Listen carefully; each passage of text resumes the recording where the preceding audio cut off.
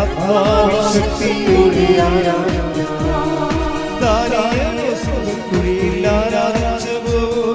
അപ്പസ്തോല ജയിലുകളിൽ ആരാധിച്ചവോ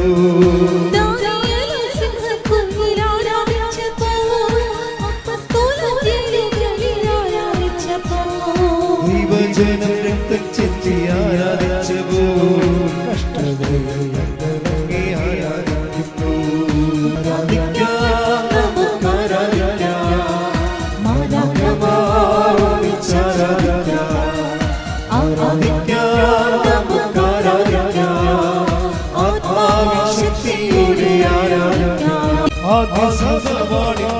ധീരതയോടെ ഹല്ലേലൂയ ഗീതം പാടി ആരാധിച്ചവോ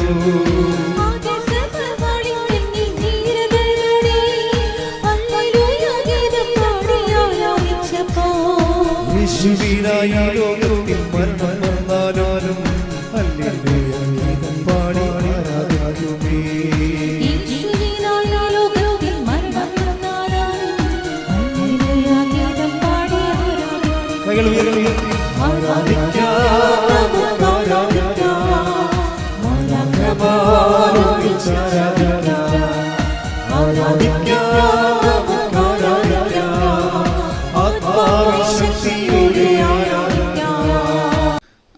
ഇപ്പം കഴിഞ്ഞ ദിവസങ്ങൾ സതീഷ് അങ്ങനെ ഒരു സഹോദരൻ സാക്ഷ്യം പറഞ്ഞില്ല. സതീഷിൻ്റെ സാക്ഷ്യം ഒരു 5 മിനിറ്റേ മറ്റേ ഉള്ളൂ.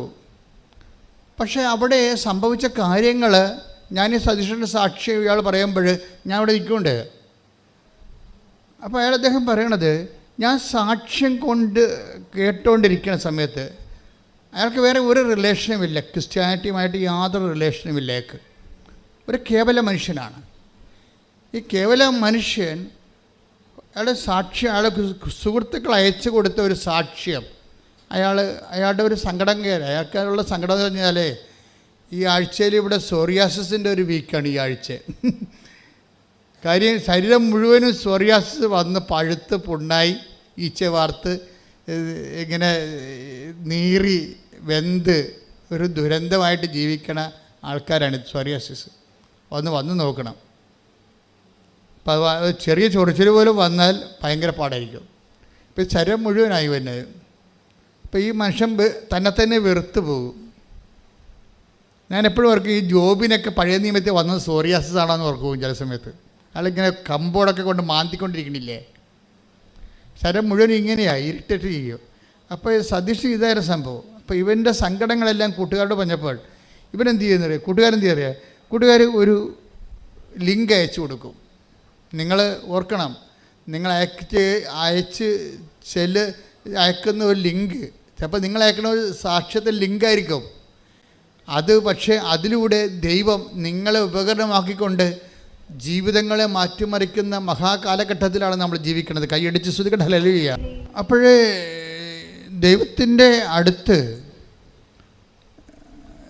മനുഷ്യൻ്റെ, അപ്പോൾ ഈ മനുഷ്യൻ ഇങ്ങനെ സോറിയാസിസായി ജീവിതം തന്നെ വെറുത്ത് ഇരിക്കുന്ന സമയത്താണ് ഈ സാക്ഷ്യം അയച്ചു കൊടുക്കുന്നത്. സാക്ഷ്യം ഇയാളിങ്ങനെ കേട്ട്, ഒന്നാമത്തെ സാക്ഷ്യം കേട്ട് രണ്ടാമത്തെ സാക്ഷ്യം കേട്ട് ഇങ്ങനെ മയങ്ങുമ്പോൾ പെട്ടെന്ന് അയാൾ മയങ്ങിപ്പോവും. അപ്പോൾ ശിരസ്സിൽ കവചമിട്ട, തലയെ തുണിയിട്ട ഒരു സ്ത്രീ വന്ന് ഈ മയക്കത്തിൽ ഇയാളെ ശിരസ്സിങ്ങനെ തലോടിക്കൊണ്ട് പോകും. കുറച്ച് കഴിഞ്ഞ് നോക്കുമ്പോൾ ഇയാളുടെ സോറിയാസിസിൻ്റെ വേദനയും കരിയുമൊക്കെ കുറഞ്ഞ് വരും. അദ്ദേഹത്തിന് അത് ഫീൽ ചെയ്യും. ഫസ്റ്റ് ടൈം ഫീൽ ചെയ്യും. സോറിയാസിസിൻ്റെ കരിവും ചൊറിച്ചിലും കുറഞ്ഞ് വരും. അയാൾ പറഞ്ഞ് 75% കുറഞ്ഞെന്നാണ്. അപ്പോൾ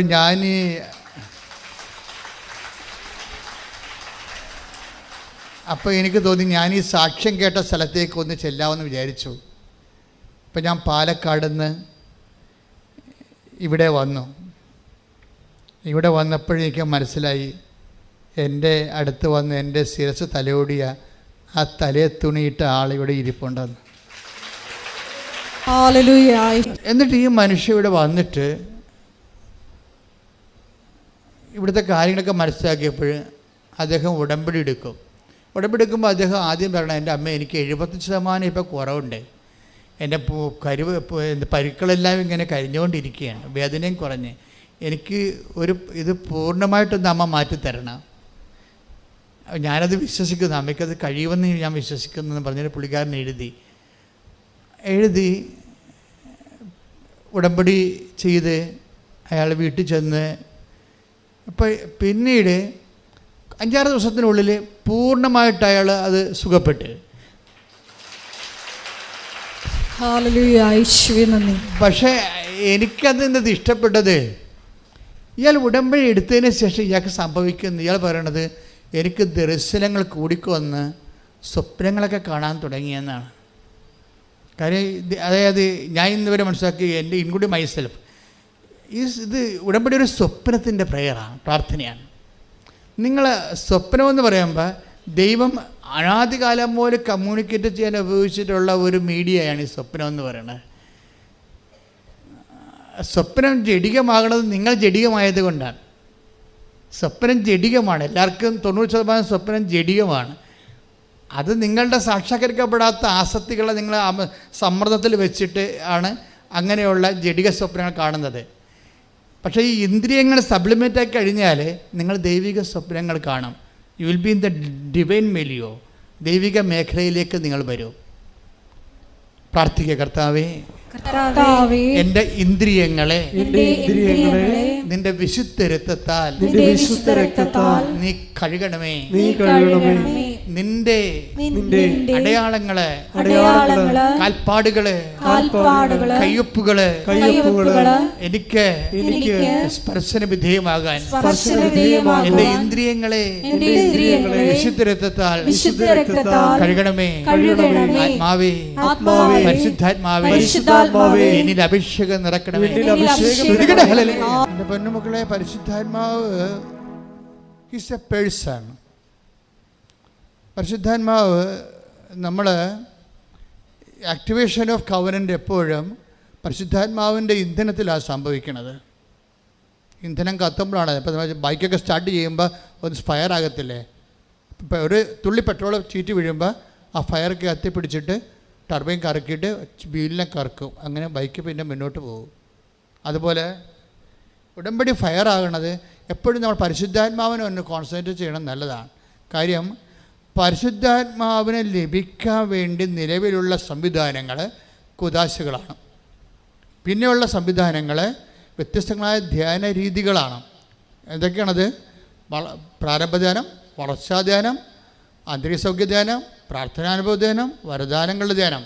ഈ വരദാനങ്ങളുടെ ധ്യാനത്തിൻ്റെ സെക്ഷനിൽ അപ്പോൾ നമ്മളൊരു 2.5 കൊല്ലം പിന്നിട്ടിരിക്കും. ധ്യാന പരിചരണത്തിൽ ആണ് നമുക്ക് ദർശനങ്ങൾ ലഭിക്കണത്, സ്വപ്നങ്ങൾ ഉണ്ടാകണത്. അപ്പം അത്രയും വ്യത്യാസം വരുന്നുണ്ട്. പക്ഷേ ഈ സതീശ് പറയണത് എന്താണെന്നറിയാമോ? ഞാൻ ഉടമ്പടി എടുത്തപ്പോൾ തന്നെ എനിക്ക് സ്വപ്നങ്ങളും ദർശനങ്ങളും വന്നു കൈയടിച്ച് ശ്രുതികളല്ലേ.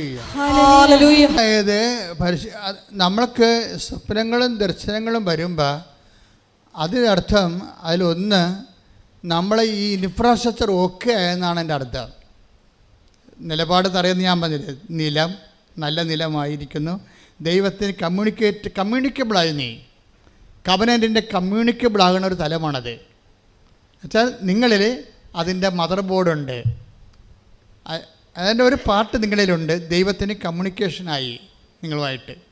അപ്പോൾ ദർശനങ്ങളെയും സ്വപ്നങ്ങളെയും വളരെ സീരിയസ് ആയിട്ട് എടുക്കണം. ദാറ്റ് മീൻസ് അത് ദർശനങ്ങളും സ്വപ്നങ്ങളും കവനൻ്റിൽ പ്രസൻസിൻ്റെ ഭാഗമാണ്. കാര്യം പ്രസൻസ് ആണല്ലോ കവനൻറ്റിൻ്റെ എല്ലാ പ്രാർത്ഥനകളും കവനൻറ്റിനെ വ്യത്യസ്തമാക്കുന്നത് പ്രസൻസാണ്. എന്താണ് കവനൻറ്റിൻ്റെ അകത്ത്? ഇപ്പോൾ പുറപ്പാട് 33:14, അതുപോലെ തന്നെ ജോഷുവ 1:9 എന്താ പറയണത്? പുറപ്പാട് 33:14 പറയണത് I will come with you, ഞാൻ നിൻ്റെ കൂടെ വരും. കവനൻറ്റിലുള്ളതാണ് പ്രസൻസ്, സാന്നിധ്യം. പിന്നെ എന്താണ് ജോഷുവയിൽ എന്താ 1:9 പറയണത്? I come with you wherever you go. സാന്നിധ്യത്തിൻ്റെ വിശാലത വരണത് അങ്ങനെയാണ്. നീ എവിടെ പോയാലും, ദാറ്റ് മീൻസ് ICUലായി നീ ബോധം കെട്ട് വെന്റിലേറ്ററിൽ കിടന്നാലും ഞാൻ നിന്നെ ഹെൽപ്പ് ചെയ്യുമെന്നാണ്. ശ്രുതികട ഹല്ലേലൂയ. അതായത് അതുകൊണ്ട് തന്നെ പരിശുദ്ധാത്മാവിനെ കുറിച്ച് നീ കർത്താവിൻ്റെ വചനങ്ങളെ സന്തോഷത്തോടെ ചെയ്യാൻ തുടങ്ങുന്ന ഒരു സമയമുണ്ട്. അപ്പോഴാണ് കവനൻ്റെ റൈപ്പാകുന്ന അപ്പോഴാണ്. അതൊക്കെ അത് നിങ്ങളുടെ കാലാവസ്ഥകൾ നിങ്ങൾക്കത് വിവേചിക്കണം. അതായത് കവനൻ്റെ പാകമായി ഇപ്പോൾ ഒരു പഴം നമ്മൾ ഇപ്പം മാങ്ങ, ഉണ്ണി മാങ്ങ എന്നൊക്കെ പറയും, പിഞ്ചെന്നൊക്കെ നമ്മൾ പറയും അല്ലേ. പിഞ്ച്, പിന്നെ ഉണ്ണി മാങ്ങ, പിന്നെയാണത് പഴം മാങ്ങയായിട്ടൊക്കെ വരണത് പഴുത്ത് വരുമ്പോൾ അല്ലേ. പിന്നെ ഒരു പ്രോസസ്സിങ് ഉണ്ട്. കവനൻ്റെ അതായത് ഒരു റൈപ്പാകുന്ന സംഭവമുണ്ട്. ആ സമയത്താണ് എന്താണ് നമ്മൾക്ക് സന്തോഷമുണ്ടാകും. ഇപ്പം നിങ്ങൾ പത്രം കൊടുക്കുന്നുണ്ട് ഇല്ലേ, അപ്പോൾ നിങ്ങളുടനെ അളിഞ്ഞ മോന്തമായിട്ടാണ് പലരും പോണത്. പത്രവും കഷത്ത് വെച്ച് അളിഞ്ഞ മോന്തമായിട്ട് എങ്ങനെ ആരുടെങ്കിലും പെട്ടെന്ന് കെട്ടി വെക്കണം. അതാ സംഭവം. എന്നിട്ട് ഈ കള്ളന്മാർ കക്കാമ്പോൾ ഒരു അങ്ങോട്ടും ഇങ്ങോട്ടും നോക്കി വല്ലതും കണ്ടാന്നൊക്കെ കള്ളന്മാർ പത്രം കൊണ്ട് പോകണ്ടേ. ഒത്തിരി പേര് കാണുമ്പോൾ അറിയാൻ പറ്റും. അവർക്ക് പേടിയാണ് ആൾക്കാരെ. ഈ പത്രം ആരെ കെട്ടി ഏൽപ്പിക്കുക, അവർ വാങ്ങിക്കുക, അവർ നമ്മളെ വഴക്കിടുക. ഇതിൻ്റെ അകത്ത് ഏറ്റവും വലിയ ടാർഗറ്റ് തന്നിരിക്കുന്നത് പ്രോജക്റ്റ് പത്രമാണ് ശരിക്കും പറഞ്ഞാൽ. അതിൻ്റെ അകത്ത് രണ്ട് കാര്യങ്ങളാണ്. ഒന്ന് നിങ്ങളുടെ സ്റ്റാറ്റസ് ഡീപ്രൊമോട്ട് ചെയ്യുന്ന എൻ്റെ ഉദ്ദേശം. നിങ്ങൾക്ക് കേമന്മാരാണല്ല, 10ാം ക്ലാസ് അല്ലെങ്കിൽ ഒരു ഡിഗ്രി ഉണ്ടെങ്കിൽ അവൻ കളക്ടറാണെന്ന് പറഞ്ഞാൽ നടക്കണത്. ഇപ്പം അഹങ്കാരിക്ക് ഒരിക്കലും ദൈവത്തിന് വർക്ക് ചെയ്യാൻ പറ്റത്തില്ല. അപ്പം നിങ്ങൾ വലിയ കുടുംബക്കാരാണ്, ഞങ്ങൾ ആഭിജാത്യമുള്ളവരാണ്, ബ്ലൂ ബ്ലഡാണെന്നൊക്കെ പറഞ്ഞ് നടക്കുന്ന ആൾക്കാരില്ലേ. അപ്പോൾ ഇവർക്കൊന്നും മെയ് അനങ്ങിയിട്ട് കർത്താവിൻ്റെ ജോലി വിനയത്തോടെ എളിമയോടെ ചെയ്യാൻ പറ്റത്തില്ല. അപ്പോൾ ഇങ്ങനെയുള്ള അഭ്യാസികളെ ആദ്യം തന്നെ കൈകാര്യം ചെയ്യുന്നുണ്ട് ഉടമ്പടിയിൽ. എന്നുവെച്ചാൽ അതായത് നമ്മൾക്കുണ്ടാകുന്ന ദൈവത്തിന് പ്രവേശിക്കാൻ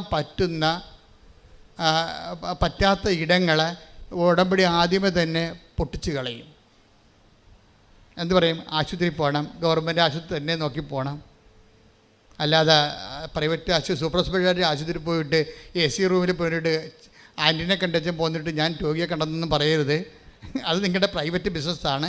പാവത്തങ്ങൾ ജീവിക്കണ ഗവൺമെൻറ് ആശുപത്രി പോകണം. അവരവിടെ ഭക്ഷണം കഴിക്കാത്തൊരു ബൈസ്റ്റാൻഡേഴ്സ് കാണും. അവർക്ക് ആശുപത്രിയിൽ നിന്ന് ഭക്ഷണം രോഗികൾക്ക് കിട്ടും, ബൈസ്റ്റാൻഡറിന് കിട്ടത്തില്ല. നിങ്ങളവർക്ക് ഭക്ഷണം കൊണ്ട് കൊടുക്കണം. അപ്പോൾ അതിന് വേണ്ടി നേരത്തെ എഴുന്നേൽക്കണം. ചിലർ അമ്മയെ കൊണ്ട് ഭക്ഷണം ഉണ്ടാക്കിച്ചിട്ട് അവിടെ കൊണ്ട് കൊടുക്കും, സ്കൂട്ടർ സൈക്കിളെ വെച്ച്. ആ അമ്മ ചമ്മന്തി അരയ്ക്കുമ്പോൾ നിങ്ങളുടെ കൂടണം. ഞാൻ യൂത്തിനോടാണ് പറയണത്, 40% യൂത്താണേ ഉടമ്പടി എടുത്തിരിക്കണത്. അപ്പോൾ അവർ നല്ല മക്കളാണ്, ബുദ്ധിയുള്ള മക്കളാണ്, കൃപയുള്ള മക്കളാണ്. പക്ഷെ അവർക്ക് കാര്യം പറഞ്ഞാൽ അവർ ഇടിവെട്ടി പറയും. അപ്പോൾ നിങ്ങളെ അമ്മ ചെയ്യുമ്പോൾ ഈ ആശുപത്രിക്ക് കൊണ്ടുപോയി ഭക്ഷണം കൊടുക്കാൻ വേണ്ടി അമ്മയാണ് ചെയ്യണമെങ്കിൽ നിങ്ങൾ അമ്മയുടെ കൂടെ കൂടി സഹായിക്കണം. അപ്പോൾ സഹായിക്കുമ്പോൾ നിങ്ങൾക്ക് പഠിക്കാനുണ്ടല്ലോ കൈ കൊടയരുത്, കൈ ഒടിഞ്ഞു പോകും. മറിച്ച് സന്തോഷം തോന്നണം. ആ സന്തോഷം തോന്നിയിട്ടുണ്ടെങ്കിൽ ഉടമ്പടി ക്ലിക്കായിട്ടുണ്ട്. ക്ലൈമറ്റ് എൻ്റെ ആക്ച്വൽ ക്ലൈമറ്റായി ഉടമ്പടിയുടെ കറക്റ്റ് വർക്കൗട്ട് ചെയ്യുന്ന കാലാവസ്ഥയായിരിക്കണം. ഇപ്പോൾ നാട്ടിലൊക്കെ ചെമ്മീനായി ഇവിടെ മുഴുവൻ കറി ആൾക്കാർക്ക്. നിങ്ങൾക്കുണ്ടോയെന്ന് അറിയത്തില്ല, നാട്ടിലൊക്കെ കുറേ ആൾക്കാർക്ക് ചെമ്മീൻ കിട്ടി. ഇപ്പോൾ എന്താ കാര്യം, കാലാവസ്ഥ അതാ. കുറേ ഒരു നല്ല മഴ കഴിഞ്ഞു, പുഴയിലേക്ക് വെള്ളം കയറി, കടൽ വെള്ളവും നമ്മുടെ കായലിലെ വെള്ളം കൂടി യോജിച്ചു, ചോലയുണ്ടായി. അപ്പോൾ ആ ചെമ്മീൻ പിന്നെ ഒഴുക്കിന് കടലിലേക്ക് പോയി, അതൊക്കെ വലുതായിക്കൊണ്ടിരിക്കുന്നു. അതെന്നാൽ ഇത്തരം ചെമ്മയൊക്കെ ആയുള്ളൂ, ഇനിയും വലുതാവുന്നത്. അപ്പോൾ ചെമ്മീൻ്റെ കാലാവസ്ഥയാണത്. ക്ലൈമറ്റിനും അതുപോലെ തന്നെ ഉടമ്പടിക്കും ഒരു കാലാവസ്ഥ ഉണ്ട്.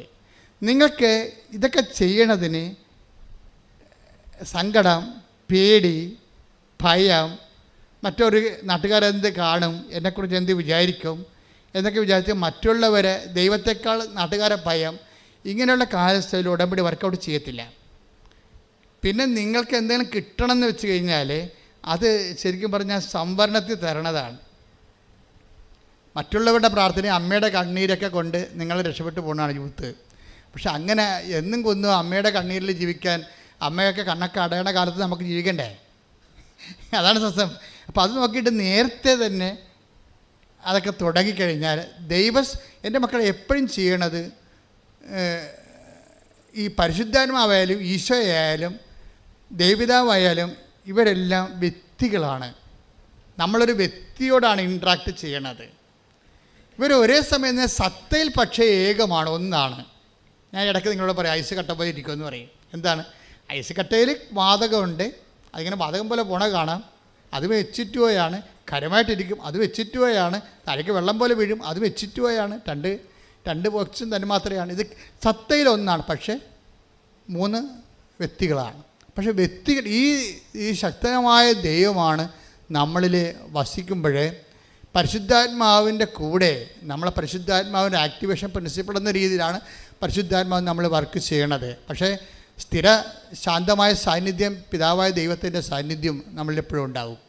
ആക്ടിവേഷൻ പ്രിൻസിപ്പിളായിട്ട് പറയുന്നത് പരിശുദ്ധാത്മാവ്. അതുകൊണ്ടാണ് നിങ്ങൾ ഈ ആക്ടിവേഷൻ പ്രിൻസിപ്പിൾ ഒരു പേഴ്സണാണ്. അതുകൊണ്ടാണ് 1 തെസ്സലോനിക്കർ 5:19 പരിശുദ്ധാത്മാവെ ദുഃഖിപ്പിക്കരുത് എന്നൊക്കെ പറയണത് ഇല്ലേ? Take the word of God. ശ്രുതിക്കട്ടെ hallelujah hallelujah hallelujah hallelujah hallelujah hallelujah hallelujah hallelujah. 1 തെസ്സലോനിക്കർ 5:19 ആത്മാവിനെ നിങ്ങൾ നിർവീര്യമാക്കരുത്. 1 തെസ്സലോനിക്കർ 5:19 ആത്മാവിനെ നിങ്ങൾ നിർവീര്യമാക്കരുത്. എഫേസ്യൻസ് 4:27 ശ്രുതിക്കട്ടെ ഹല്ലേലൂയ. എഫേസ്യൻസ് 4:30 രക്ഷയുടെ ദിനത്തിനു വേണ്ടി നിങ്ങളെ മുദ്രിതരാക്കിയ ദൈവത്തിൻ്റെ പരിശുദ്ധാത്മാവിനെ വേദനിപ്പിക്കരുത്. Praise the Lord. അപ്പോൾ വേദനിപ്പിക്കരുതെന്നാണ് രക്ഷയുടെ ദിനമെന്ന് പറയണത്. നിങ്ങൾ ക്രിസ്തുവിൽ ഈ രക്ഷയുടെ ദിനമെന്ന് പറയുന്നതാണ്. ആധ്യാത്മിക അനുഭവത്തിൽ വരുമ്പോൾ ശരിക്കും പറഞ്ഞാൽ രക്ഷയുടെ ദിനങ്ങളാണ് വരണത്. രക്ഷയുടെ ദിനങ്ങൾ, ഈ ബൈബിൾ ദിനമെന്ന് ഉപയോഗിക്കുന്നത് ഒരു വലിയ കാലഘട്ടത്തെ മൊത്തമായിട്ടാണ് ഉപയോഗിച്ചിരിക്കുന്നത്. ദിനം നിത്യതയെല്ലാം ബൈബിൾ ഉപയോഗിക്കുന്നത് വർഷമായിട്ടല്ല, അതൊരു ദിനം. എന്ന് വെച്ച് കഴിഞ്ഞാൽ രക്ഷയുടെ ദിനം പല അർത്ഥമാണ്. അതായത് രക്ഷയുടെ ഭൗതിക ദിനങ്ങളുണ്ട്, അതുപോലെ തന്നെ നിതാന്തമായ ദിനങ്ങളുണ്ട്. നമ്മളതിനെ ക്രോണോസ്, കൈറോസ് എന്നൊക്കെ ബൈബിളിൽ വ്യത്യസ്തങ്ങളായിട്ട് പറയും. പക്ഷേ ക്രോണോസിലും ഉണ്ടാകുന്ന പ്രശ്നം, അത് ഭൗതിക ദിനങ്ങളിൽ ഉണ്ടാകുന്ന വിഷയം ഭൗതിക ദിനങ്ങളാണ്, ഭൗതിക ദിനമായിട്ടല്ല. എന്നെല്ലാം നീ ക്രിസ്തുവിനെ അനുഭവിക്കുന്നു അതെല്ലാം രക്ഷയുടെ ദിനങ്ങളാണ്. രക്ഷയുടെ ദിനങ്ങളാണ്. എല്ലാ ദിവസവും ക്രിസ്തുവിനെ നമ്മൾക്കറിയാമല്ലോ, എന്ത് ഉടമ്പടിയായാലും ബേസിക്കായിട്ട് നമുക്ക് കിട്ടേണ്ട അനുഭവം ക്രിസ്തു അനുഭവമാണ് ഉണ്ടാകണം. അതിന് ഓരോ ദിവസവും ക്രിസ്തു അനുഭവം ഉണ്ടായിക്കൊണ്ടിരിക്കും. ക്രിസ്തു അനുഭവത്തിലേക്ക് നമ്മളെ നയിക്കുന്ന മാധ്യശക്തിയും മാതൃകാശക്തിയുമായിട്ടൊക്കെയാണ് മറിയം. അതിന് ഏറ്റവും നമ്മളെ സഹായിക്കുന്ന സാങ്കേതികമായ ദൈവിക പദ്ധതിയാണ് ഉടമ്പടി. ആ ഉടമ്പടിയിലെ ലക്ഷ്യം എന്താണ്? ക്രിസ്തു അനുഭവമാണ് ലക്ഷ്യം. അപ്പം നിങ്ങളുടെ മനസ്സിലെല്ലാം ഈ സന്തോഷം അടിസ്ഥാനപ്പെടുത്തിയിരിക്കുന്നത് ക്രിസ്തു എന്നുള്ള വ്യക്തിയിലാണ്. മനസ്സിലായില്ലേ? നിങ്ങൾ പത്രം കൊടുക്കുമ്പോൾ നിങ്ങൾ സന്തോഷിക്കണമെങ്കിൽ പത്രം കൊടുത്തുകൊണ്ട് നിങ്ങളുടനെ അടുത്ത IELTS പാസ്സാകുമെന്ന് ഓർത്തും കാനഡയിൽ PR കിട്ടുമെന്ന് ഓർത്തല്ല സന്തോഷിക്കേണ്ടത്. ആ സന്തോഷം ഇതുമായിട്ട് ബന്ധമില്ല. പത്രം കൊടുക്കുമ്പോൾ നിങ്ങൾ സന്തോഷിക്കേണ്ടത് ക്രിസ്തു എന്ന നാമത്തെ പ്രതിയാണ്. അതായത് നമ്മൾ അതിലെടുക്കണമെങ്കിലേ 5:41 എടുത്ത് നടപടി പുസ്തകം, അപ്പോസ്തല പ്രവർത്തനങ്ങൾ 5:41 അവരാകട്ടെ അവരാകട്ടെ യേശുവിന്റെ നാമത്തെ പ്രതി അപമാനം സഹിക്കാൻ യോഗ്യത ലഭിച്ചതിൽ സന്തോഷിച്ചുകൊണ്ട് സംഘത്തിന്റെ മുമ്പിൽ നിന്ന് പുറത്തുപോയി. അപ്പൊ ഇത് ഒരു പ്രധാന കവനന്റിന്റെ ഒരു പ്രധാനപ്പെട്ട ഒരു ഫേസാണ്. ഫേസ് വേർഡ് എന്ന് പറയുന്നതിനാ ഒരു മുഖവചനമാണ്. എന്താ കാര്യം? ഒന്നിന് വായിച്ചത് അവരാകട്ടെ അവരെന്താ അപ്പോസ്തലന്മാരെ ഉദ്ദേശിക്കണം. അവരാകട്ടെ യേശുവിന്റെ നാമത്തെ പ്രതി അപമാനം സഹിക്കാൻ യോഗ്യത ലഭിച്ചതിൽ സന്തോഷിച്ചുകൊണ്ട് സംഘത്തിന്റെ മുമ്പിൽ നിന്ന് പുറത്തുപോയി. അപ്പൊ ഈ നമ്മൾക്ക് പ്രേക്ഷിത പ്രവർത്തനങ്ങൾ ചെയ്യുമ്പോൾ സ്വാഭാവികമായിട്ടും അതിൽ ഉള്ളതാണ് അപമാനം എന്നുള്ളത്. അപ്പോൾ നിങ്ങൾ ഓർക്കണം, ഇത് സന്തോഷമുള്ള പരിപാടിയാണെന്ന് വിചാരിക്കരുത്. സത്യസന്ധമാണെങ്കിൽ സന്തോഷമുള്ള പരിപാടിയല്ല ഇത്. വെളിച്ചം പാത്രം നിങ്ങൾ വേറെ ആൾക്കാരെ കൊണ്ട് തുമ്പിയെ കൊണ്ട് കല്ലടിപ്പിക്കണവരില്ലേ? ഡാഡിയോടെ പോൺ ചേക്കറേ, ഡാഡിയോടെ പോൺ പള്ളി അപ്പന് ഷർട്ട് എടുത്തുമ്പോൾ ഡാഡിയോടെ പോൺ, ഞാൻ പള്ളി പോൺ എന്നാൽ ഈ പത്രമൊന്ന് കൊടുക്കുക. അതാണ് പ്രശ്നം. അവർക്ക് എന്നാ പ്രശ്നം? അവൻ തുമ്പിയെ കൊണ്ട് കല്ലടിപ്പിക്കുകയാണ് ശരിക്കും പറഞ്ഞാൽ. അതല്ല, നമ്മളാണ് അപ്പോൾ എടുക്കണമെന്നുണ്ടെങ്കിൽ എടി പെണ്ണേ നിനക്ക് തലക്ക് വല്ല കാച്ചിൽ വേണം, വേറെ പണിയൊന്നുമില്ലേ, ഇതൊക്കെ ചുമ്മാ ഇതൊക്കെ അഭ്യാസമാണ് എന്ന് പറയുമ്പോൾ ഇപ്പം നിങ്ങൾ നിരീശ്വരവാദികളെ കണ്ടുമുട്ടും. അവർക്കാണെങ്കിൽ ഇത് കാണുമ്പോൾ തന്നെ കലി കയറും. അവർ നിങ്ങളുടെ തന്തയ്ക്ക് വിളിക്കണതിന് പകരം ദൈവത്തിന് തന്തയ്ക്ക് വിളിക്കും. കാരണം പിശാചിന് അങ്ങനെ തോന്നുമല്ല വിളിച്ച് പിടിക്കാൻ, ഒരു ധൈര്യമല്ല പിശാചിന്. അപ്പം അതുകൊണ്ട് സ്വാഭാവികമായിട്ട് അപ്പം നിങ്ങളോർക്കും ദൈവമേ അവരെന്നെ തന്തയ്ക്ക് വിളിച്ച് വല്ലവരും കേട്ടാ. നമ്മുടെ പ്രശ്നം വേറെ അവരും കേട്ടാ, നമ്മൾ കേട്ടാലേ പ്രശ്നമേ. നമ്മളെ ചീത്ത വിളിക്കണ വേറെ അവരും കേട്ടാന്നാണ്. ദാറ്റ് മീൻസ് നമുക്ക് സന്തോഷമില്ല, നമുക്ക് നിരാശയും പണ്ടാരം പോയി ഉടമ്പടി എടുത്തത് ഗതികേടായല്ല. ഇതിൽ ഈ ദൈവത്തിൻ്റെ അനുഗ്രഹം കേട്ട ഇതേ മാർഗ്ഗമുള്ള വേറെ മാർഗ്ഗമൊന്നും ഇല്ലേ എന്ന് നമ്മൾ ചോദിക്കും. എൻ്റെ മക്കളെ, ഇതേ മാർഗ്ഗം എന്ന് വെച്ച് കഴിഞ്ഞാൽ വേറെ മാർഗ്ഗമൊക്കെ ഉണ്ട്. പക്ഷേ മുതൽ മുടക്കമുള്ള മാർഗ്ഗം ഇതേ ഉള്ളൂ. കവനൻ്റ് എന്ന് പറയുമ്പോൾ ഇത് ബൈലാറ്ററൽ എഗ്രിമെൻ്റ്, പേഴ്സണല്ലേ. ദൈവം നമ്മൾ വ്യക്തിയുമായിട്ട് ഒരു എഗ്രിമെൻറ്റിലേക്ക് വിളിക്കണ കവനൻ്റേ ഉള്ളൂ. ബാക്കിയെല്ലാം സിംഗിൾ ഹെഡിൽ പ്രെയറാണ്. കേട്ട് പോയാൽ പോയി, അത്രേ ഉള്ളൂ.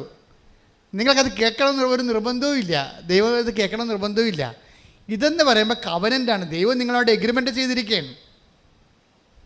ദൈവം ഇത് നമ്മൾ അവിശ്വസ്തരായിരുന്നാലും, take the bed of God, നമ്മൾ അവിശ്വസ്തരായിരുന്നാലും ദൈവം വിശ്വസ്തനായിരിക്കും. ശ്രദ്ധിക്കട്ടെ. Hallelujah hallelujah hallelujah. 2 തിമോത്തി 2:13 നാം അവിശ്വസ്തരായിരുന്നാലും പറഞ്ഞേ, നാം അവിശ്വസ്തരായിരുന്നാലും അവൻ വിശ്വസ്തനായിരിക്കും. എന്തെന്നാൽ തന്നെ തന്നെ നിഷേധിക്കുക അവന് സാധ്യമല്ല. അതായത് തന്നെ തന്നെ നിഷേധിക്കാൻ നമുക്ക് സാധ്യമാണ്. അതായത് നമ്മൾ ഫ്രോഡായത് കൊണ്ടാണ്. ഫ്രോഡെന്ന് പറയുന്നതിൻ്റെ അർത്ഥം എന്താണ്? അവനവനെ തന്നെ നിഷേധിക്കുന്ന ആൾക്കാരാണ്. എന്തെല്ലാം ദൈവത്തെ പറഞ്ഞാൽ, ഇപ്പോൾ ചില ഭർത്താക്കന്മാരില്ലേ, അവർ കുടിച്ചിട്ട് കയറി വരുമ്പോൾ ഭാര്യ ഉടനെ വിഷമെടുത്ത് കഴിക്കാൻ പോകും. ഉടനെ ഭാര്യയുടെ കൈ എടുത്തിട്ട് പറയും, കൈ എടുത്തിട്ട് അയാളുടെ തലയെ വെക്കും, അല്ലെങ്കിൽ അയാളുടെ കൈ എടുത്ത് ഭാര്യയുടെ തലയെ വെച്ച് കൊടുക്കും. എടീ നിൻ്റെ തലേ ആണ്, നീയാണ് സത്യം, ഞാൻ ഇതിനെ കുടിക്കത്തില്ല.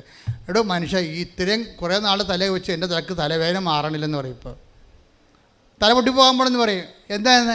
അയാളത് ഫ്രോഡാണ്. അയാൾ ഈ ഭാര്യ തൽക്കാലം പിന്തിരിപ്പിക്കാൻ വേണ്ടി ഈ കുടിയൻ എന്ത് ചെയ്യും? അയാളുടെ കൈ എടുത്ത് ഭാര്യയുടെ തലയെ വെച്ച് കൊടുക്കും. ഭാര്യയ്ക്ക് ആ കവനൻ്റിൽ വിശ്വാസം ഇല്ല. എന്താ ഇങ്ങനെ കവനൻ്റ് പലത് കഴിഞ്ഞ് കൈയെടുത്ത് കുടിച്ചുകൊണ്ട് വരുമ്പോൾ ഭാര്യ വിഷം എടുക്കുക, പുള്ളി കൈയെടുത്ത് തലയെ വെക്കുക. ഈ ഉടമ്പടി പല പ്രാവശ്യം നടന്നിട്ടുള്ളതാണെന്ന് പുള്ളിക്കറിയാം. ഫ്രോഡാണ്. തന്നെ അയാൾ നിഷേധിക്കും. പക്ഷെ ദൈവം അതാണ് പ്രശ്നം. ദൈവം നമ്മൾക്ക് എന്തെങ്കിലും വായിന്ന് വിട്ട വാക്ക് പഴഞ്ചാക്കെന്ന് പറഞ്ഞ പോലെ അങ്ങനെ പോകും. നമ്മൾക്ക് നമ്മുടെ വാക്കിനോട് നമ്മൾ ഒരിക്കലും ഉത്തരവാദിത്തം കാണിക്കത്തില്ല. അങ്ങനെയാണ് നമ്മൾ ദൈവത്തെ കണ്ടിരിക്കുന്നത്. അതുകൊണ്ടാണ് നിങ്ങൾ ഉഴപ്പണത്. ദൈവം അങ്ങനെ അല്ല. Take the word, read it again. ശ്രദ്ധിക്കട്ടെ. ഹല്ലേലൂയ. നാം അവിശ്വസ്തരായിരുന്നാലും നാം അവിശ്വസ്തരായിരുന്നാലും അവൻ വിശ്വസ്തനായിരിക്കും. എന്തെന്നാൽ തന്നെ തന്നെ നിഷേധിക്കുക അവന് സാധ്യമല്ല. അപ്പൊ ദൈവം സത്യമാണെന്ന് പറയുമ്പോൾ ആ സത്യത്തിൻ്റെ ഒരു പ്രവർത്തന രീതിയാണ് തന്നെ തന്നെ നിഷേധിക്കാൻ സാധ്യമല്ല. അതുകൊണ്ട് നിങ്ങളെന്ത് ചെയ്യും? നിങ്ങളുടെ ഉടമ്പടി നിങ്ങൾ ഉഴപ്പിയാലും അത് നടക്കും. പക്ഷേ പിശാച് നിങ്ങളോട് പറയും, നിങ്ങൾ ഉടമ്പടി ഉഴപ്പിയല്ല, നീ ഇപ്പോൾ ഉടമ്പടി ഒന്നും ചെയ്യണില്ലല്ല, എന്നിട്ട് നിനക്ക് ഉദ്യോഗം കിട്ടിയല്ല, അപ്പോൾ ഉടമ്പടിയല്ല കാര്യം. അത് സ്വാഭാവിക ഉടമ്പടി ചെയ്തില്ലെങ്കിൽ കിട്ടുമായിരുന്നു, പണിയായില്ലേ? അതായത് നിങ്ങളെ ഉതക്കുന്ന ഓരോ ഉതപ്പിലും പിശാച് ലീഡ് ചെയ്തുകൊണ്ടിരിക്കും. അത് ഈ കള്ളക്കളികൾ മനസ്സിലാക്കണം നിങ്ങൾ. എന്തുകൊണ്ടാണ് നിങ്ങളെ ഉതപ്പ്? നിങ്ങളെ കുറച്ച് കഴിയുമ്പോൾ ഉടമ്പടി നിങ്ങൾ മനഃപൂർവ്വം ഉഴപ്പണമെന്ന് ഞാൻ പറയത്തില്ല. നിങ്ങളുടെ ഒരു സാഹചര്യം വരുമ്പോൾ നിങ്ങൾ അത്രയും സീരിയസ് ടൈപ്പ് പേഴ്സൺ അല്ലെന്നുണ്ടെങ്കിൽ ഏതെങ്കിലും ഒരു കല്യാണത്തിൽ പോയി അളിയന്മാർ 3 പേരും കൂടി ഇരിക്കുമ്പോൾ പറയും, എൻ്റെ അളിയ നമ്മ കണ്ടിട്ട് എത്ര നാളായി. അപ്പോൾ പറയും, നീ മസ്കറ്റിലല്ലേ നീ എത്ര കാലമായി? ഞാൻ 12 കൊല്ലം. നീ എത്ര കാലം? ഞാൻ 7 കൊല്ലം. ഈ 7 കൊല്ലം 12 കൊല്ലം പറയുന്നതിനാണെന്ന് പറയാം, വെള്ളം അടിക്കാനാണ്. അതിൻ്റെ ഈ 7 കൊല്ലവും 12 കൊല്ലത്തിൻ്റെ ഇവനെ എടുത്ത് വീണ് പോകും. ശരിയാണ്, അളിയെ കണ്ടിട്ട് 16 കൊല്ലമായി, 12 കൊല്ലമായി, 7 കൊല്ലമായി, ഇനി എപ്പോൾ കാണാനാണ്? മനുഷ്യന്മാരല്ലേ, ഇന്ന് കാണുന്നത് നാളെ കാണുന്നില്ല എന്ന് പറഞ്ഞുകൊണ്ട് അവരോരോ സെൻറ്റിമെൻ്റ് അടിക്കുമ്പോൾ ഇവനും കുടിക്കും. അതുകൊണ്ട് ഈ പാപ്പടം വീണ് പോകും. പാപ്പടം വീണ് പോകുന്നതിന് പാപ്പടനെ തന്നെ മനസ്സിലാക്കാൻ വേണ്ടിയും വീഴാനൊരവസരം തരികയാണ്. വീഴാനും ഒരു അവസരമാണത്. ദൈവം തന്നെ വീഴിക്കാൻ അനുവദിക്കും. എന്നിട്ടപ്പോൾ നിനക്ക് കുറച്ച് കഴിയുമ്പോൾ നിനക്ക് അയ്യോ എൻ്റെ മാതാവേ, എൻ്റെ കടങ്ങളെ, എൻ്റെ രോഗമേ, ഞാൻ ഉടമ്പടി ചെയ്താണല്ലോ, ഞാൻ തെറ്റിപ്പോയില്ല എന്ന് നിനക്ക് സങ്കടം വരും. സങ്കടം വരെ കുഴപ്പമില്ല, അതിൽ ദൈവസ്നേഹം ഉണ്ടാകണം. നിനക്ക് ദൈവസ്നേഹമല്ല, അയ്യോ ഞാൻ ഉടമ്പടി തെറ്റിപ്പോയില്ല, ഇതിൻ്റെ കടവടക്കാം. നിങ്ങൾക്ക് വിഷയസ്നേഹമാണുള്ളത്. നിങ്ങൾക്ക് ദുഃഖമുണ്ട്, ഉടമ്പടി വീഴുമ്പോൾ നിങ്ങൾക്ക് ദുഃഖമുണ്ട്. പക്ഷെ ആ ദുഃഖം ദൈവഹിതപ്രകാരമല്ല. ഈ ദുഃഖത്തിൻ്റെ പ്രശ്നം ദൈവഹിതപ്രകാരമുള്ള ദുഃഖം ഉണ്ടാവും, ഭൗതിക ദുഃഖം ഉണ്ടാവും. Take the word of God, ദൈവഹിതപ്രകാരമുള്ള ദുഃഖം. ശ്രുതികട ഹല്ലേലൂയ. 2 കൊരിന്ത്യർ 7:10 ദൈവഹിതപ്രകാരമുള്ള ദുഃഖം പറഞ്ഞേ. ദൈവഹിതപ്രകാരമുള്ള ദുഃഖം രക്ഷാകരമായ പശ്ചാത്താപം ജനിപ്പിക്കുന്നു. അപ്പോൾ ഈ പശ്ചാത്താപം എന്ന് പറയുന്ന ഒരു ദുഃഖമാണ്, പക്ഷേ രക്ഷാകരമാകണം. രക്ഷാകരം എന്ന് പറയുന്നത് എന്താണ്? രക്ഷ ആരാണ്? ലുക്ക 2:30 എല്ലാ മനുഷ്യർക്കും വേണ്ടി ഒരുക്കിയിരിക്കുന്ന രക്ഷ ക്രിസ്തുവിനെ ഞാൻ എൻ്റെ കണ്ണുകൊണ്ട് കണ്ടിരിക്കുന്നു. അപ്പോൾ നിൻ്റെ ദൈവഹിത പ്രകാരമുള്ള ദുഃഖം രക്ഷാകരമായ പശ്ചാത്താപം ഉണ്ടാക്കണം. രക്ഷാകരം എന്ന് വെച്ചാൽ ക്രിസ്തുവിനെ ലഭിക്കുന്ന പശ്ചാത്താപമാണ്, അല്ലാതെ കേവല പശ്ചാത്താപമല്ല. നമ്മളെ കുമ്പസാരക്കൂടിലൊക്കെ വേണ്ടത് ക്രിസ്തുവിനെ ലഭിക്കുന്ന പശ്ചാത്താപമാണ്, അല്ല പാപത്തെക്കുറിച്ച് ദുഃഖമില്ല. നിങ്ങളുടെ ഇപ്പോൾ വിശുദ്ധരായി ജീവിച്ചിട്ട് ദൈവത്തെ കഞ്ഞി വെക്കേണ്ട ആവശ്യമുണ്ടോ? ഒരു കഥയുമില്ല. നമുക്ക് ക്രിസ്തുവിനെ ലഭിക്കാനാണ് നമ്മൾ പാപം ഒഴിവാക്കി ജീവിക്കുകയും അഥവാ വീണു പോയാൽ നമ്മൾ ദുഃഖിക്കുകയും ചെയ്യണത് ക്രിസ്തുവിനെ നഷ്ടപ്പെട്ടല്ലോ എന്നുള്ള വിഷയത്തിലാണ്. നമ്മുടെ ദുഃഖവും സന്തോഷവും അടിസ്ഥാനപ്പെടുത്തിയിരിക്കുന്നത് ക്രിസ്തു എന്ന് പറഞ്ഞ ഒരൊറ്റ പേരിലാണ്. ഈ ഗോട്ട് ദ പോയിന്റ്, മനസ്സിലായില്ലേ? നമുക്ക് ദുഃഖം ഉണ്ടായി, ആ ദുഃഖം ദൈവഹിത പ്രകാരമാണെങ്കിൽ അത് ക്രിസ്തുവിന് നഷ്ടപ്പെട്ടല്ലോ എന്നുള്ള ദുഃഖമായിരിക്കണം. നമുക്കൊരു സന്തോഷമുണ്ടായി, സന്തോഷം എന്താ പറയുന്നത്? 5:41 എന്താ പറയണത്? യേശുക്രിസ്തുവിൻ്റെ നാമത്തെ പ്രതി പറഞ്ഞ് ക്ലേശങ്ങൾ അനുഭവിച്ചതിൽ സന്തോഷത്തോടെ അവർ സംഘത്തിൽ നിന്ന് പുറത്തുപോയി. അവർ സന്തോഷമാണ്. നടപടി പുസ്തകത്തിൻ്റെ 5:41 2 കൊരിന്ത്യർ 7:10 ദുഃഖവും നടപടി പുസ്തകത്തിൻ്റെ 5:41 സന്തോഷവും ഒറ്റ വ്യക്തിയെ അടിസ്ഥാനപ്പെടുത്തിയായിരിക്കുന്നത്. ഈ ഉടമ്പടി കാലാവസ്ഥ എന്ന് പറയണത് നമ്മുടെ ദുഃഖ സന്തോഷങ്ങളെ വിഷയത്തെയാണോ ഈ വ്യക്തിയെയാണോ ആശ്രയപ്പെടുത്തിയിരിക്കണം എന്നുള്ളതാണ്. നിങ്ങൾക്ക് സന്തോഷമുണ്ടെന്ന് പറയണമെങ്കിൽ അത് ക്രിസ്തുവിനെ പ്രതിയാണെങ്കിൽ ഇറ്റ് ഇസ് ഓക്കെ. അപ്പോൾ നിങ്ങൾ കവനൻറ്റിലാണ്. അതാണ് നിലപാട് തറയെന്ന് പറയണത്, അനുയോജ്യമായ കാലാവസ്ഥ എന്ന് പറയണത്. ഉടമ്പടി റൈപ്പായിരിക്കുന്നു. ഇപ്പോൾ ഒരു ഓട്ടോറിക്ഷക്കാരൻ്റെ ഇടയ്ക്ക് കൊണ്ടുപോയി പത്രം കൊടുത്തപ്പോൾ നിങ്ങൾ ഇത്രയും പഠിച്ചതല്ലേ, എനിക്ക് നാണമുണ്ട് ഈ പത്രവും കാവിക്കൊണ്ട് നടക്കാമെന്ന് ഓട്ടോറിക്ഷക്കാർ പറഞ്ഞ്. അപ്പോൾ അവൾ പറഞ്ഞ്, അത് ശരി, ഞാൻ രക്ഷപ്പെട്ടത് ഈ പത്രം കൊണ്ടാണ്, നിങ്ങളൊക്കെ രക്ഷപ്പെടാൻ വേണ്ടിയാണ് ഞാൻ ഇത് നിങ്ങളത് കൊണ്ട് വിതരണം ചെയ്യണത്. ഞാനിതൊക്കെ നിങ്ങൾ ആദ്യം ഇവിടെ വന്ന് ഇവിടെ നിന്ന് ഇത് പറയണതല്ല, നിങ്ങൾ അവിടെ വന്ന് നോക്കണം ദൈവം എന്താണ് ചെയ്യണമെന്ന് കണ്ടെത്താൻ. അതാണ് സന്തോഷം ദൈവത്തെ പ്രതി. അവളെ ക്ലേശിപ്പിച്ച അതിൽ വേറെ വല്ലവരും ആണെങ്കിൽ അയ്യോ ആൾക്കാർക്ക് ഇങ്ങനെയൊക്കെ പറയണല്ല എന്ന് പറഞ്ഞ ഉടനെ വീട്ടിൽ നിന്ന് പോകും. നമ്മുടെ ഏറ്റവും വലിയ ശത്രുക്കളെക്കുറിച്ച് ഈശോ പറഞ്ഞത് എന്താണ്? ഏറ്റവും വലിയ ശത്രുക്കളെന്ന് പറഞ്ഞ് ഈശോ എന്താ പറഞ്ഞിരിക്കുന്നത്? ഈശോ പറഞ്ഞിരിക്കുന്നത് ആരാണ് ഏറ്റവും വലിയ ശത്രുക്കൾ? നമ്മുടെ കുടുംബത്തിലുള്ളവരാണെന്ന്. Take the bed of God. ശ്രുതികട ഹല്ലേലൂയ. മത്തായി 10:36 സ്വന്തം കുടുംബത്തിൽപ്പെട്ടവർ തന്നെയായിരിക്കും സ്വന്തം കുടുംബത്തിൽപ്പെട്ടവർ തന്നെയായിരിക്കും ഒരുവന്റെ ശത്രുക്കൾ. അപ്പം അമ്മ ശത്രുവായിട്ട് വരാം, അപ്പൻ ശത്രുവായിട്ട് വരാം. നിങ്ങൾ തേനും പാലും പഞ്ചാരം എന്ന് പറഞ്ഞ കക്ഷികളെല്ലാം ഇന്നല്ലെങ്കിൽ നാളെ നിങ്ങളുടെ ആധ്യാത്മിക ജീവിതത്തിൻ്റെ ശരിക്കും പറഞ്ഞാൽ ശത്രുതയുടെ അവതാരങ്ങളായിട്ട് നിൽക്കുകയാണ്. എന്താ കാര്യം എന്നറിയാമോ? നിങ്ങളെ പിഴപ്പിച്ചിരിക്കുന്ന പല ആൾക്കാരും ആൻറ്റിമാരായിരിക്കും. ഞാൻ 21 ലക്ഷം ആൾക്കാരെ കൗൺസിൽ ചെയ്തിട്ടുണ്ട്, എപ്പോഴും പറഞ്ഞതാണ്. എന്താണെന്നറിയാമോ? ഓരോ ഡൈവേഴ്സും പരിശോധിക്കുമ്പോൾ, ഓരോ പ്രണയവും പരിശോധിക്കുമ്പോൾ, പ്രണയത്തിൽ ചില ആൾക്കാർ ചെന്ന് ചാടിയിട്ട് അപോഷണൊക്കെ നടക്കുന്നുണ്ടല്ലോ, എല്ലാം തുടങ്ങി വെക്കണമ്പോഴെല്ലാം ആൻറ്റി എന്ന് പറയുന്ന ആ സംഭവത്തിന് ഇതെല്ലാം അറിയാൻ പറ്റും. കാര്യം നിങ്ങൾ ആദ്യം മുതൽ ഇൻട്രാക്ട് ചെയ്യണ ഒരു സംഭവമാണ്. അമ്മയല്ല, ആൻറ്റി. ആൻറ്റി വലിയൊരു അവതാരമാണ്. മിക്കവാറും നരകത്തിൽ ചെല്ലുമ്പോൾ ആൻറ്റിമാരായിരിക്കും കൂടുതൽ. അതെന്താ കാര്യം വെച്ച് കഴിഞ്ഞാൽ ഈ കുഞ്ഞിനെ വഴിപഴപ്പിച്ചതിൽ ആൻറ്റിയുടെ റോളെന്ന് പറയുന്നത് ചെറിയ റോളൊന്നുമല്ല.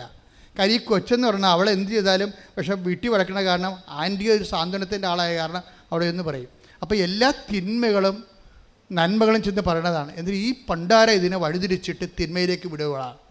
അത് ആത്മാവ് നഷ്ടപ്പെടും. അതുകൊണ്ടാണ് ഈശോ പറഞ്ഞത് അബോർഷനായാലും ഡൈവേഴ്സ് ആയാലും വേറെ എന്ത് പ്രാക്കപ്പെട്ട പരിപാടിയായാലും ഇതിൻ്റെ പിന്നിലുള്ള ശക്തി കുടുംബത്തിൽ തന്നെയായിരിക്കും. അപ്പം അതുകൊണ്ടാണ് നിങ്ങൾ ഈശോ ചോദിക്കണത്, പത്രോസിനോട് വരെ ചോദിക്കും, എന്താണ്? ഇവരെക്കാൾ അധികമായി എന്നെ സ്നേഹിക്കുമോ? ഉടമ്പടി ഒരു തിരഞ്ഞെടുപ്പാണ്. യോഹന്നാൻ 21:15. അവരുടെ പ്രാതൽ കഴിഞ്ഞപ്പോൾ യേശു ശിമയോൻ പത്രോസിനോട് ചോദിച്ചു, യോഹന്നാന്റെ പുത്രനായ ശിമയോനെ, നീ ഇവരെക്കാൾ അധികമായി എന്നെ സ്നേഹിക്കുന്നുവോ? അവൻ പറഞ്ഞു, ഉവ്വ് കർത്താവേ, ഞാൻ നിന്നെ സ്നേഹിക്കുന്നുവെന്ന് നീ അറിയുന്നുവല്ലോ. അതായത് യേശുവിൻ്റെ അതായത് സഭയുടെ തലയോടാണ് ഈ ചോദ്യം ചോദിച്ചിരിക്കുന്നത്. സഭയുടെ തലയോട് ചോദിച്ചിരിക്കുകയാണ്. എന്ന് വെച്ചാൽ അംഗങ്ങളോട് ചോദിച്ച ചോദ്യമാണത്. സഭയുടെ ഭൗതിക തലവൻ പത്രോസാണ്. അപ്പോഴേ ഈ തലയോടാണ് ചോദിച്ചിരിക്കുന്നത്, നീ ഇവരെക്കാൾ അധികമായി എന്നെ സ്നേഹിക്കുന്നു. വെച്ചാൽ സഭയോട്, സഭയുടെ അംഗങ്ങളോട്, യേശുവിൽ വിശ്വസിക്കുന്ന എല്ലാവരോടും ചോദിച്ച ചോദ്യമാണ്. യേശുവിൽ വിശ്വസിക്കുന്നവർ സഭയുടെ പുറത്ത് എന്തുമാത്രമുണ്ട്, അവരോട് എല്ലാവരും കൂടി ചോദിച്ച ചോദ്യമാണത്. എന്താണ്? ഇവരെക്കാൾ അധികമായി. കവനൻ്റിൽ എപ്പോഴും നമ്മൾ നോക്കേണ്ടത് ഈ കവനൻ്റ് റിലേഷനിലിരിക്കുന്ന ആൾക്കാർക്ക്, ഉടമ്പടി ബന്ധത്തിലിരിക്കുന്ന ആൾക്കാർക്ക് അവരോട് തന്നെ ചോദിക്കേണ്ട ചോദ്യമാണ്, ഞാൻ ഉടമ്പടി ചെയ്ത എൻ്റെ ദൈവത്തെക്കാൾ അധികമായി വേറെ ആരെങ്കിലും സ്നേഹിക്കുന്നുണ്ടോ? അതാണ് പ്രശ്നം. ഞാൻ കവനൻ്റ് ചെയ്ത ദൈവത്തെക്കാൾ ഇപ്പം എന്താ ചെയ്തിരിക്കണമെന്ന് പറഞ്ഞാൽ, ചില പ്രണയഭ്രാന്തി പിടിച്ച ആൾക്കാർ ഉടമ്പടി ചെയ്തിരിക്കുന്നത് അവളോ അവനോ സ്നേഹിക്കുന്ന കാമുകനോ കാമുകയോ ദൈവം വശത്താക്കി പിടിക്കാനുള്ള മാമാപ്പണി ചെയ്ത് കൊടുക്കാൻ വേണ്ടി ഉടമ്പടി ചെയ്തിരിക്കണത്. എൻ്റെ കൈ കിട്ടിയാൽ ഞാൻ ഓടിച്ചിട്ട് വരാം. എന്താ കാര്യം? നിങ്ങളുടെ ഉള്ളിലുള്ള ജഡികമായ ആസക്തികളെ പ്രോത്സാഹിപ്പിക്കാൻ വേണ്ടിയല്ല ദൈവം ഉടമ്പടി ചെയ്തിരിക്കുന്നത്. ദൈവം നിങ്ങളെ വിശുദ്ധീകരിച്ചുകൊണ്ട് നിത്യത വരെ നിങ്ങളെ കൊണ്ടുപോകാനുള്ള പാങ്ങുണ്ടാക്കി തീർക്കാനുള്ള പരിചരണങ്ങൾ നൽകുന്നതാണ് ഇതിൻ്റെ അടിസ്ഥാന നടപടിക്രമം. ശ്രുതികട്ടെ ഹല്ലേലൂയ. ഉടമ്പടി ചെയ്യുമ്പോൾ തന്നെ പറഞ്ഞു, ദൈവമേ, ദൈവഹിതപ്രകാരമല്ലാത്ത ഒരു കാര്യവും എൻ്റെ ജീവിതത്തിൽ നടക്കരുത് എന്ന് പറയുന്നതിനാണ് ഉടമ്പടി സമർപ്പണം എന്ന് പറയുന്നത്. വിശ്വാസം, പ്രത്യാശ, സ്നേഹം. നാലാമത്തെ എന്താണ്?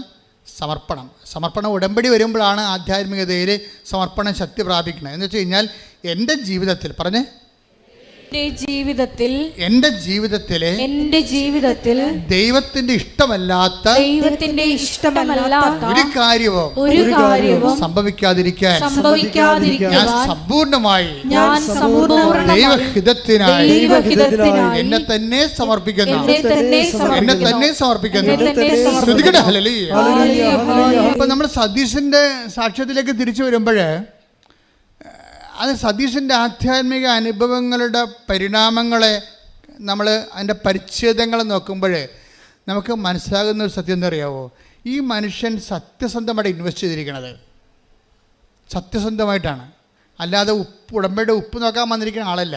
എനിക്ക് അടയാളം കിട്ടട്ടെ, എന്നിട്ട് ഞാൻ വിശ്വസിക്കാം, എന്നിട്ട് ഞാൻ പത്രം കൊടുക്കാമെന്നൊക്കെ പറഞ്ഞിട്ട് ദൈവമായിട്ട് ഒരു കച്ചവട ബന്ധമില്ലേ? അങ്ങനെയുള്ള ഒരു മണ്ടത്തരം നീല കാണിച്ചില്ലേ? ഇയാൾ കറക്റ്റാണ്. ആളെ കറക്റ്റായത് കൊണ്ട് തന്നെ ദൈവം ടൈം ഷോട്ട് ചെയ്തിരിക്കുകയാണ്. ഈ ഉടമ്പടിയുടെ ടൈം ഷോട്ടിങ്ങും നമ്മളുടെ ആത്മാർത്ഥതയും തമ്മിൽ കുറേ ബന്ധമുണ്ടായി. നമ്മൾ ഉടമ്പടി സത്യസന്ധരാണ്, വിശ്വസ്തരാണെന്ന് ദൈവത്തിന് നേരത്തെ അറിയാമെങ്കിൽ ഉടമ്പടി എടുക്കാൻ തീരുമാനിക്കുമ്പോൾ തന്നെ അടയാളം കിട്ടാൻ തുടങ്ങും. നമ്മുടെ ഉടമ്പടിയുടെ മെയിൻ സംഭവമാണല്ലോ ടൈം ഷോട്ടിങ്ങും സമയച്ചുരുക്കം. ഈ സമയച്ചുരുക്കം നമ്മളായിട്ട് ഉണ്ടാക്കിയെടുക്കണതാണത്. അതായത് ഉടമ്പടി സത്യസന്ധമാണെന്ന് ദൈവത്തിന് തോന്നിയാൽ ദൈവം എന്തിനാ കാത്തിരിക്കണം 90 ദിവസം? ദൈവം എന്തിനാ കാത്തിരിക്കണം 90 ദിവസം? നീ ഉടമ്പടി ചെയ്തിട്ടില്ല, പക്ഷെ ഉടമ്പടി ചെയ്യാൻ പോകുന്ന കാര്യങ്ങളെല്ലാം നീ മിടുക്കായിട്ടും വ്യക്തമായിട്ടും സത്യമായിട്ടും വിശ്വസ്തയോടെ ചെയ്യുമെന്ന് ദൈവത്തിന് അറിയാമെന്ന കാരണം നീ വീട്ടിൽ നിന്ന് ഇറങ്ങുമ്പോൾ തന്നെ ഉടമ്പടിയിൽ ഇടയാളങ്ങൾ തുടങ്ങാൻ തുടങ്ങും. അതാണ് സമയച്ചുരുക്കത്തിൻ്റെ പ്രത്യേകത. സമയം നീട്ടിക്കൊണ്ടു പോകണം നിങ്ങളാണേ, ദൈവമല്ല. ദൈവത്തിന് സമയമില്ലല്ലോ. പിന്നെ എന്താ സംഭവിക്കണമെന്ന് വെച്ച് കഴിഞ്ഞാൽ, സമയമില്ലാത്ത ദൈവത്തിന് ശരിക്കും പറഞ്ഞാൽ നിങ്ങളുടെ ജീവിതത്തിൽ സമയത്തിൻ്റെ ചുരുക്കത്തിൽ പ്രവർത്തിക്കുന്നത് സ്വാഭാവികമായ നടപടിക്രമമാണ്. പക്ഷെ നമ്മൾ അവിശ്വസ്തത കാണിച്ചും ദൈവത്തെ ഉടമ്പടി രുചി നോക്കിയും ഒക്കുക ഒട്ടാ കൊള്ളാം എന്നൊക്കെ പറഞ്ഞുകൊണ്ട് നിനക്ക് കിട്ടിയ അവന് കിട്ടിയ എന്നൊക്കെ പറഞ്ഞുകൊണ്ട് ഇങ്ങനെ ഓരോരുത്തരോട് ചോദിച്ചു നടക്കും. നിങ്ങൾക്ക് എന്ത് കിട്ടി, നിങ്ങൾ ഉടമ്പടി എന്ത് ചെയ്ത് കിട്ടിയാ ഇങ്ങനെ ഫോണെടുത്ത് വെച്ച് ചോദിക്കുമ്പോൾ തന്നെ ദൈവത്തിന് അറിയാം ഇതൊരു പ്രാക്കപ്പെട്ട പിശാചാണ്, ഇതിനെ കാലെപ്പോഴത്തേക്ക് നിലത്തിട്ടടിക്കണമെന്ന് ദൈവത്തിന് അറിയാം. എന്തൊക്കെ വിശ്വാസമില്ലാവെന്ന് ദൈവത്തെ പറ്റിച്ചിരിക്കുകയാണ്. അയാൾ മൊബൈലെടുത്ത് വിളിച്ചു ചോദിക്കണം കിട്ടിയാ നിങ്ങളുടെ ഉടമ്പടി എല്ലാം നടന്ന വല്ലതും ഇങ്ങനെ ചോദിക്കും. എന്താ വെച്ചാൽ ഇവള് ഇപ്പം തന്നെ ഫ്രോഡാണ് ശരിക്കും പറയാം. അപ്പം അതുകൊണ്ട് നിങ്ങൾ അഭ്യാസം ദൈവത്തെ എടുത്ത് കാണിക്കരുത്. കാണിച്ചാൽ ഇത് വിളക്കാൻ തേക്കണ പാണ്ടാകും. പലർക്കും പാണ്ടായി നടക്കേണ്ട കാരണം അതാണ്. അപ്പം അതുകൊണ്ട് അനുതാപം ഉണ്ടാകണം. അനുതാപം ഉണ്ടാകുമ്പോൾ വിഷയത്തെ പ്രതിയല്ല, ക്രിസ്തുവിൻ എന്ന വ്യക്തിയെ പ്രതി അനുതാപം ഉണ്ടാകണം. പ്രാർത്ഥിക്കുക, കർത്താവേ അങ്ങേ നഷ്ടപ്പെടുകയോ അങ്ങ് നഷ്ടപ്പെടുമ്പോൾ ദുഃഖമായിട്ട് അങ്ങയുടെ നേടുമ്പോൾ സന്തോഷമായിട്ടും അനുഭവിക്കുന്ന സാക്ഷാത്തായ ദൈവരാജ്യത്തിന്റെ സന്തോഷത്തിലേക്ക് എന്നെ അഭിഷേകം ചെയ്ത് ഉയർത്തണമേ. അപ്പൊ സതീഷിന്റെ ജീവിതത്തില് ആള് സത്യസന്ധനായത് കാരണം സമയച്ചുരുക്കമാണ് സംഭവിക്കുന്നത്. പെടാൻ സഹോദരമാണ്. പെട്ടെന്ന് ആളെ ഹീലായത് കൊണ്ട് അത് ഭൗതികമായൊരു കാര്യമാണ്. അയാളുടെ ജീവിതത്തിൽ 2.5 വർഷങ്ങളായിട്ട് അല്ല പറഞ്ഞാൽ 18 വർഷമായിട്ട് എന്ന് പറഞ്ഞു ഇത്രയും ഈ രോഗം കൊണ്ട് നടക്കണത്. അയാൾ ഹീലായതല്ല പ്രശ്നം. അയാളോട് പരിശുദ്ധാത്മാ പറഞ്ഞു നിങ്ങൾ ക്രിസ്തുവിൻ്റെ പാർട്ടാകണമെന്ന് പറഞ്ഞു. അല്ല അച്ഛനും കപ്പേരും പള്ളിയൊന്നും അല്ല പറഞ്ഞിരിക്കുന്നത് സതീശനോട്. ആരാ പറഞ്ഞത്? പരിശുദ്ധാത്മാവ് പറഞ്ഞു. അതാണ് അയാൾ പറഞ്ഞത്. പരിശുദ്ധാത്മാവിൻ്റെ ദർശനങ്ങൾ ഇല്ലേ അയാൾ കണ്ട്, ദർശനങ്ങൾ കിട്ടിയേക്ക് അയാൾ സ്വപ്നങ്ങൾ കണ്ടു. അപ്പം എൻ്റെ പരിശുദ്ധമായ നിറഞ്ഞ് വസിച്ചു എന്നയാൾ പറയണത്. അത് പരിശുദ്ധാത്മാവിനുണ്ടാകുന്ന പ്രശ്നം. ഈ പരിശുദ്ധാത്മാവിൻ്റെ കൂടി പ്രവർത്തനമാണ്. ഇപ്പം നമ്മൾ നടപടി പുസ്തകം 2:17 എടുത്ത് ശ്രദ്ധിക്കട്ടെ. ഹല്ലേലൂയ ഹല്ലേലൂയ ഹല്ലേലൂയ ഹല്ലേലൂയ യേശുവേ നന്ദി. Hallelujah hallelujah. നടപടി 2:17 ദൈവം അരുളി ചെയ്യുന്നു. പറഞ്ഞേ, ദൈവം അരുളി ചെയ്യുന്നു. അവസാന ദിവസങ്ങളിൽ എല്ലാ മനുഷ്യരുടെയും മേൽ എന്റെ ആത്മാവിനെ ഞാൻ വർഷിക്കും. നിങ്ങളുടെ പുത്രന്മാരും പുത്രിമാരും പ്രവചിക്കും. നിങ്ങളുടെ യുവാക്കൾക്ക് ദർശനങ്ങൾ ഉണ്ടാകും. നിങ്ങളുടെ വൃദ്ധന്മാർ സ്വപ്നങ്ങൾ കാണും. അത് ടൈം ഷോട്ടിങ് വരുന്ന സംഭവമാണത്. വൃദ്ധന്മാരെന്ന് പറയുമ്പോൾ എങ്ങനെയായാലും ഒരു 10-70 വയസ്സ് കൂടെ അല്ലേ. അവരെന്താ കാണുന്നത്? 17 വയസ്സുകാരുടെ സ്വപ്നങ്ങൾ കാണുമെന്ന്. ജീവിതം അവർക്ക് റിജുവിനേറ്റായി കിട്ടും. കിട്ടും. യുവാക്കന്മാർക്ക് എന്താ സംഭവം? നമ്മൾ പക്വതയില്ലെന്ന് പറയും. അവരെന്താ കാണുന്നത്? ദർശനങ്ങളാണ് കാണുന്നത്. അവർക്ക് പക്വതയോ. ഈ ഒരാളിനെ പരിശുദ്ധാത്മ വരുമ്പോഴേ അത് ഒരു മനുഷ്യനുണ്ടാകുന്ന മാറ്റങ്ങളാണേ. അതായത് അതുപോലെ ഒരു മാറ്റം ഈ മനുഷ്യനും ഉണ്ടായി. ഈ മനുഷ്യനോട് പരിശുദ്ധാത്മാ പറയും നിങ്ങൾ ക്രിസ്തുവിൻ്റെ പാർട്ടാകാൻ പറയും. അപ്പോൾ ക്രിസ്തുവിൻ്റെ പാർട്ടാകാനെന്ന് ഇയാൾക്ക് അറിയത്തില്ല. ഇയാളുടെ ക്രിസ്ത്യനല്ല ശരിക്കും പറഞ്ഞാൽ. ബൈബിളത്തെ ക്രിസ്ത്യനല്ല, ലൈഫിൽ അയാൾ ക്രിസ്ത്യനല്ല. പക്ഷേ ഇയാൾ ഇങ്ങനെ ഇവരും ദൈവമായിട്ട് സ്വകാര്യ ബന്ധമാണ്. നിങ്ങൾ ദൈവമായിട്ടൊരു സ്വകാര്യ ബന്ധം ഉണ്ടാകണമെങ്കിൽ സഭ ഒരു പ്രഖ്യാപിത ഘടകമല്ല ശരിക്കും. ഞങ്ങൾക്കൊക്കെയാണ്, ഞങ്ങൾ സഭ ജനിച്ച ആൾക്കാരാണ്. അത് ജനിക്കാനുള്ള ഭാഗ്യം കിട്ടിയ ആണ്. ഞങ്ങൾ അല്പം തെറ്റിയ ദൈവം വലിയ കൃപയാണ് നഷ്ടപ്പെടുത്താൻ പോണത് നമ്മൾ. കാര്യം എന്താ, നിങ്ങളെ അത്രയും വില കൊടുക്കുന്ന അത്രയും ഞങ്ങളൊന്നും വില കൊടുത്തിട്ടില്ല. ഓട്ടോമാറ്റിക്കലായിട്ട് വരുന്ന അതുകൊണ്ട് തന്നെ ഈ ഉടമ്പടി വരുന്ന നോക്കുമ്പോൾ സാക്ഷ്യങ്ങളുടെ ലെവൽ നോക്കിയാൽ മനസ്സിലാകും. ഇപ്പോൾ ഒരു നോൺ ക്രിസ്ത്യൻ ഉടമ്പടി എടുത്തു കഴിഞ്ഞാൽ, നോൺ ക്രിസ്ത്യൻ എന്ന് പറഞ്ഞാൽ സാങ്കേതികമായിട്ട് അവരാ ഉടമ്പടി കർശനം കൃത്യമായിട്ട് ചെയ്യും അല്ലേ. എല്ലാ കാര്യവും കൃത്യമായിട്ട് ചെയ്യും. അവർക്ക് ചോറൊക്കെ എടുത്ത് ഇത്ര കിലോമീറ്റർ അകലെ കൊണ്ടുപോയി കൊടുക്കും. രോഗികളെല്ലാം കണ്ട് അവരെ സഹായിക്കും. നിങ്ങൾ രോഗികളെയൊക്കെ കാണുമ്പോഴും അല്ല, ചില രോഗികൾക്ക് ചില ആൾക്കാർ കൂട്ടു നിൽക്കാനൊക്കെ പോകത്തില്ല. ഇപ്പോഴത്തെ മെയിൻ സംഭവം എന്താണ്? കൂട്ടു നിൽക്കാൻ ആരും ഇല്ലാത്തതുകൊണ്ടല്ലേ കൂട്ടിയിട്ട് ഭരിക്കണം ആൾക്കാർ. കൂട്ടു നിൽക്കാൻ ആരുമില്ല, അതുകൊണ്ട് എല്ലാവരെയും കൂട്ടിയിട്ടിട്ട് ഒരാളെ ഏൽപ്പിക്കും. അതല്ലേ ഇപ്പോൾ ലോകത്ത് ഇത് കഴിഞ്ഞപ്പോൾ നമ്മുടെ നേഴ്സുമാരൊക്കെ കയറിപ്പോണത് എന്താണ്? ചിലൊക്കെ സീനിയർ സിറ്റിസൻസിനെ നോക്കുകയാണ്. എന്താണ്? കൂട്ടു നിൽക്കാൻ ആരുമില്ല.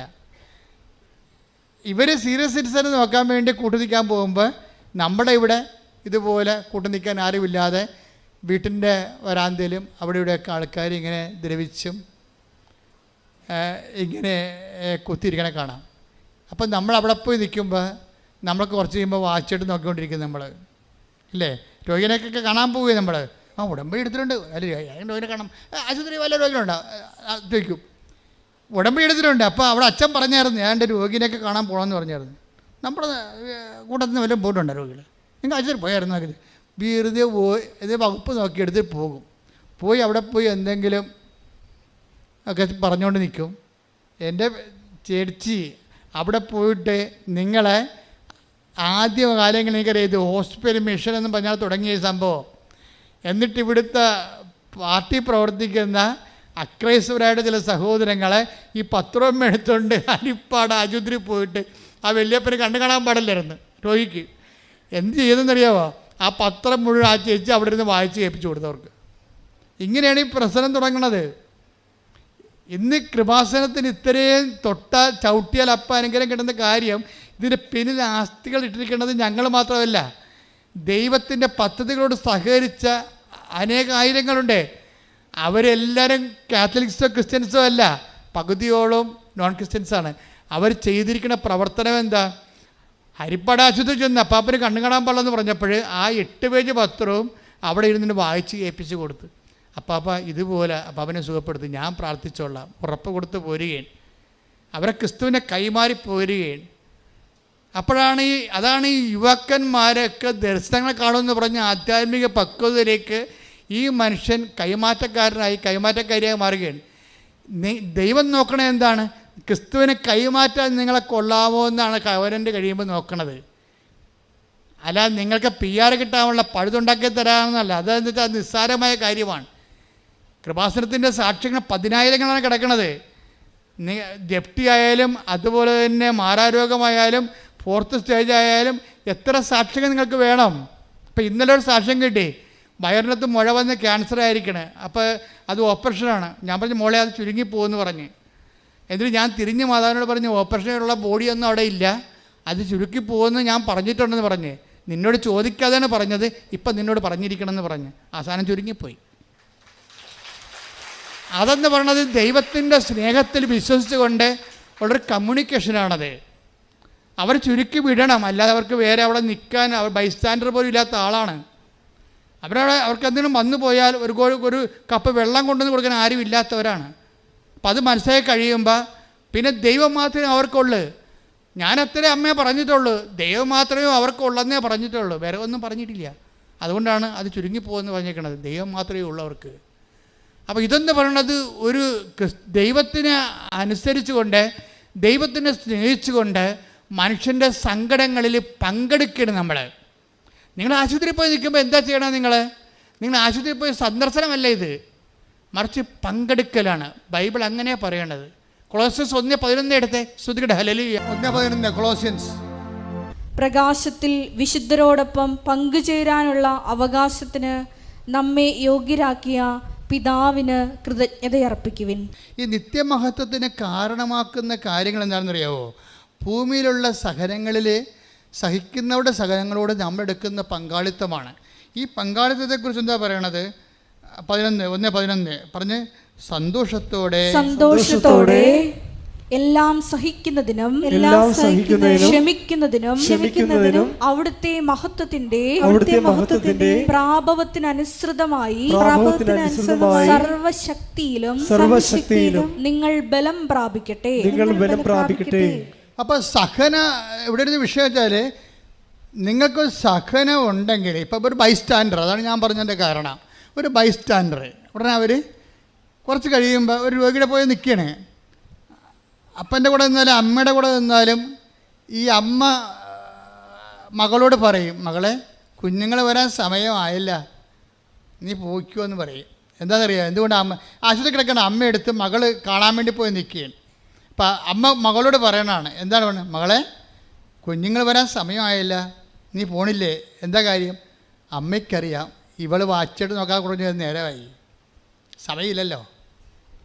അമ്മയ്ക്കറിയാവേ ഈ കളി കുറേ നേരമായി തുടങ്ങിയിട്ടേ, 2:30 തൊട്ട് തുടങ്ങിയാണ്. കഴിച്ചിട്ട് നോക്കും, നേരോട്ട് നോക്കും, മാറ്റിയിട്ട് നോക്കും, പുറകോട്ട് നോക്കും. എന്ന് വെച്ച് കഴിഞ്ഞാൽ ഞാൻ പോട്ടെ എന്ന് ചോദിക്കുമ്പോൾ അമ്മയ്ക്ക് ദുഃഖമാകുന്ന കാരണം അമ്മ അഡ്വാൻസ് പറഞ്ഞിരിക്കുകയാണ്, നീ പൊയ്ക്കോ എന്ന് വെച്ചാൽ ഈ സഹനത്തിൽ നമുക്കൊരു ആളിൻ്റെ സഹനത്തിൽ പങ്കെടുക്കണമെങ്കിൽ സന്തോഷം ഉണ്ടാകണം. അപ്പം അച്ഛൻ നോക്കിയിട്ട് കാര്യമില്ല. നിങ്ങളുടെ സഹനങ്ങളൊക്കെ ദൈവം അംഗീകരിക്കണമെങ്കിൽ സന്തോഷം ഉണ്ടാകുന്ന നോക്കുക. അതിൻ്റെ അകത്ത് മനസ്സിലായില്ല, അത് സീരിയസ് വിഷയമാണ്. നിങ്ങൾക്ക് സഹനങ്ങളൊന്നുമില്ലെന്ന് ഞാൻ പറയണില്ല. ഭർത്താവിൻ്റെ നിങ്ങൾ സഹകരിക്കുന്നുണ്ട്, മക്കളുടെ കൂടെ സഹനങ്ങളിൽ പങ്കെടുക്കുന്നുണ്ട്, നാട്ടുകാരുടെ സഹനങ്ങളിൽ പങ്കെടുക്കുന്നുണ്ട്, പക്ഷേ സന്തോഷമില്ല. അത് കാരണം ഈ സംഭവങ്ങളെല്ലാം ഒരു പൊട്ടയായിരിക്കുകയാണ്. കാര്യം ദൈവസ്നേഹം ഉണ്ടെങ്കിലേ സന്തോഷം ഉണ്ടാകത്തുള്ളൂ. എനിക്ക് നിങ്ങളെ അറിയാം, നിങ്ങൾക്ക് ദൈവസ്നേഹം ഇല്ലെന്ന് ഈശോ പറഞ്ഞില്ലേ, അത് ഈ ഇതുമായിട്ട് കണക്ട് ചെയ്ത് വെക്കേണ്ട വചനമാണ്. Take the bed of God. എനിക്ക് നിങ്ങളെ അറിയാം. ശ്രദ്ധിക്കട്ടെ. യോഹന്നാൻ 5:42 എനിക്ക് നിങ്ങളെ അറിയാം, നിങ്ങളിൽ ദൈവസ്നേഹമില്ല. അപ്പോൾ ഈ മനുഷ്യൻ കർത്താവ് നോക്കണ ഒറ്റ, നിങ്ങൾ കവനൻ്റെ എടുത്തില്ലേ, നിങ്ങൾ ക്രിസ്ത്യാനിയാണോ അല്ലേ, ഇതൊന്നും അല്ല പ്രശ്നം. ദൈവം നോക്കണത് എന്താണ്? നിങ്ങളിൽ ദൈവസ്നേഹമുണ്ടോ ഇല്ലേ, അവിടെ വിഷയം. സതീഷ് എന്താ വിചാരിക്കണത്? സതീഷിന് ദൈവസ്നേഹമുണ്ട്, അതുകൊണ്ട് ദൈവം കമ്മ്യൂണിക്കബിളാണ്. അവനോട് പരിശുദ്ധാത്മ പറഞ്ഞു, ഇനി നിനക്കൊരു കുറവുണ്ട്, നീ ക്രിസ്തുവിൻ്റെ പാർട്ടാകണമെന്ന് പറഞ്ഞു. അപ്പോൾ സതീഷ് പറഞ്ഞു, ഞാനെങ്ങനെ ക്രിസ്തുവിൻ്റെ പാർട്ടാകണത്? അവന് പെട്ടെന്ന് പിടികിട്ടി. എന്താ കാര്യം? കുർബാനക്കൊക്കെ പോകാൻ തുടങ്ങിയ ആൾ, കുർബാനക്കൊക്കെ പോകേണ്ട ആൾ, പക്ഷെ കുർബാനക്ക് ചെല്ലുമ്പോഴും കുർബാന സ്വീകരിക്കാൻ പറ്റണില്ല. അപ്പോൾ അദ്ദേഹത്തിന് തോന്നി, ഞാനായാലും പാർട്ടായിട്ട് കാര്യം. ഈ മനുഷ്യൻ അവസാനിപ്പിക്കണത്, ഇന്ന് എൻ്റെ പേര് ജോസഫാണെന്നും പറഞ്ഞാൽ അവസാനിപ്പിക്കണത്. അതെന്താ കാര്യത്തിന്? അതിൻ്റെ റിസ്ക് പുള്ളി എടുത്തു. എന്നുവെച്ചാൽ ഇതിൻ്റെ അകത്ത് അച്ഛനില്ല, പള്ളിയില്ല, പട്ടക്കാരനില്ല, സഭയില്ല, ഒന്നുമില്ല. അയാളും അയാളുടെ ദൈവവും തമ്മിലുള്ള ഇടപാടുകളേ ഉള്ളൂ അതിൻ്റെ അകത്ത്. പക്ഷേ എന്താ പ്രശ്നം വെച്ച് കഴിഞ്ഞാൽ, ഇയാളുടെ ഉടമ്പടിയിൽ ഇയാൾക്ക് നല്ല ദൈവസ്നേഹമുണ്ട്. കാര്യം ദൈവസ്നേഹം ഉണ്ടാകാൻ കാരണം ഇത്രയും നാൾ അനുഭവിക്കാത്ത ഒരു സൗഖ്യമാണ് അനുഭവിച്ചത്. പിന്നീട് അയാൾക്ക് കിട്ടിയ പരിശുദ്ധാത്മാവ്, ആ പരിശുദ്ധാത്മാവിടെ കൂടി ദർശനങ്ങൾ, സ്വപ്നങ്ങൾ, അയാളുടെ ദൈവമേഖലയിൽ ആയിപ്പെട്ടപ്പോഴപ്പോൾ അദ്ദേഹത്തിന് ദൈവത്തെക്കുറിച്ച് കൃത്യമായ ഒരാശയം കിട്ടി. ഉടമ്പടി റേഞ്ചുകൾ ഭയങ്കരമാണ്. പക്ഷേ ഞങ്ങളെ സംബന്ധിച്ചിടത്തോളം നിങ്ങളുടെ ഭൗതികമായ കണ്ണുനീര് ഒപ്പിയെടുക്കുക ആണ് ഞങ്ങളുടെ പ്രഥമ ലക്ഷ്യം എന്ന് പറയുന്നത്. ഞങ്ങൾക്ക് വേറെ ലക്ഷ്യങ്ങളൊന്നുമില്ലെന്ന് ഞാൻ ഈ ഉടമ്പടി തുടങ്ങിയപ്പോഴേ പറഞ്ഞിട്ടുണ്ട്.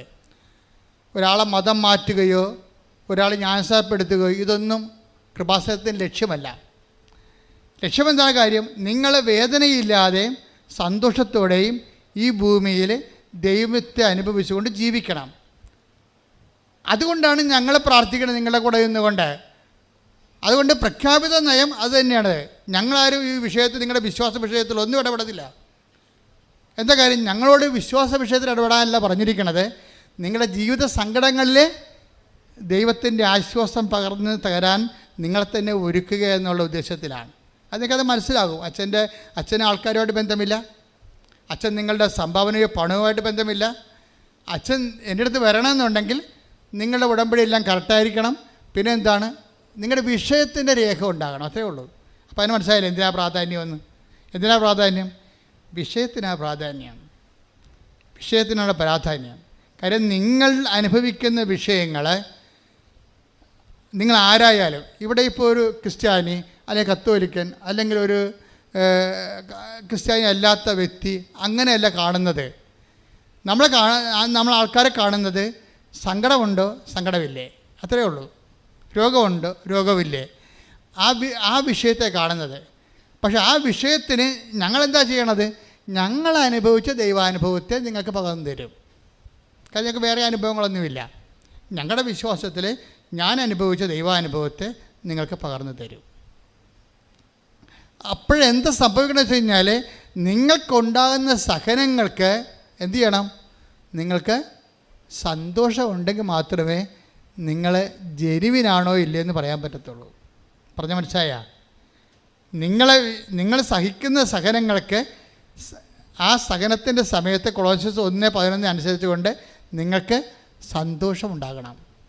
അപ്പോൾ എന്ത് ജോലി, പ്രേക്ഷിത ജോലി ആയാലും അതുപോലെ തന്നെ കാരുണ്യപ്രവൃത്തി ആയാലും നിങ്ങൾ ചെയ്യുമ്പോൾ അതിൽ നിങ്ങൾക്ക് ഈസി ആയിട്ട് വന്നെങ്കിൽ അപ്പോൾ അതിൻ്റേതായിട്ടുള്ള ആനുപാതികമായിട്ടുള്ള കുറവുണ്ടാകും. കാര്യം കർത്താവ് 30 മേനിയെന്ന് പറഞ്ഞിട്ടില്ലേ, പിന്നെ 60 മേനിയെന്ന് പറഞ്ഞിട്ടില്ലേ, പിന്നെ 100 മേനി. ഇപ്പോൾ ഞാൻ പറയും യേശുവെ എല്ലാം കൂടി 100 മേനിയെന്നൊക്കെ പറഞ്ഞാൽ പോരെ, പിന്നെ എന്തിനാണ് 30 പറയണത്? അപ്പം ചില ആൾക്കാരുടെ ആ നിങ്ങൾക്ക് ലഭിക്കുന്ന ആത്മീയ അനുഭവത്തിൻ്റെ അനുപാതമനുസരിച്ചും നിങ്ങളുടെ ഉടമ്പടിയിലുള്ള നിക്ഷേപം അനുസരിച്ച് കൊണ്ടും വിശ്വാസത്തിലുള്ള നിക്ഷേപം അനുസരിച്ച് കൊണ്ടുമാണ് ഈ മേനി വ്യത്യാസപ്പെടുന്നത്. അപ്പം നിങ്ങളെന്താ ചെയ്യേണ്ടതെന്ന് വെച്ച് കഴിഞ്ഞാൽ, ഇപ്പോൾ കർത്താവ് പറയും ദൈവരാജ്യത്തിലെ ഏറ്റവും ചെറിയവൻ പോലും take the bread of God. ശ്രുതിക്കട്ടെ ഹല്ലേലൂയ.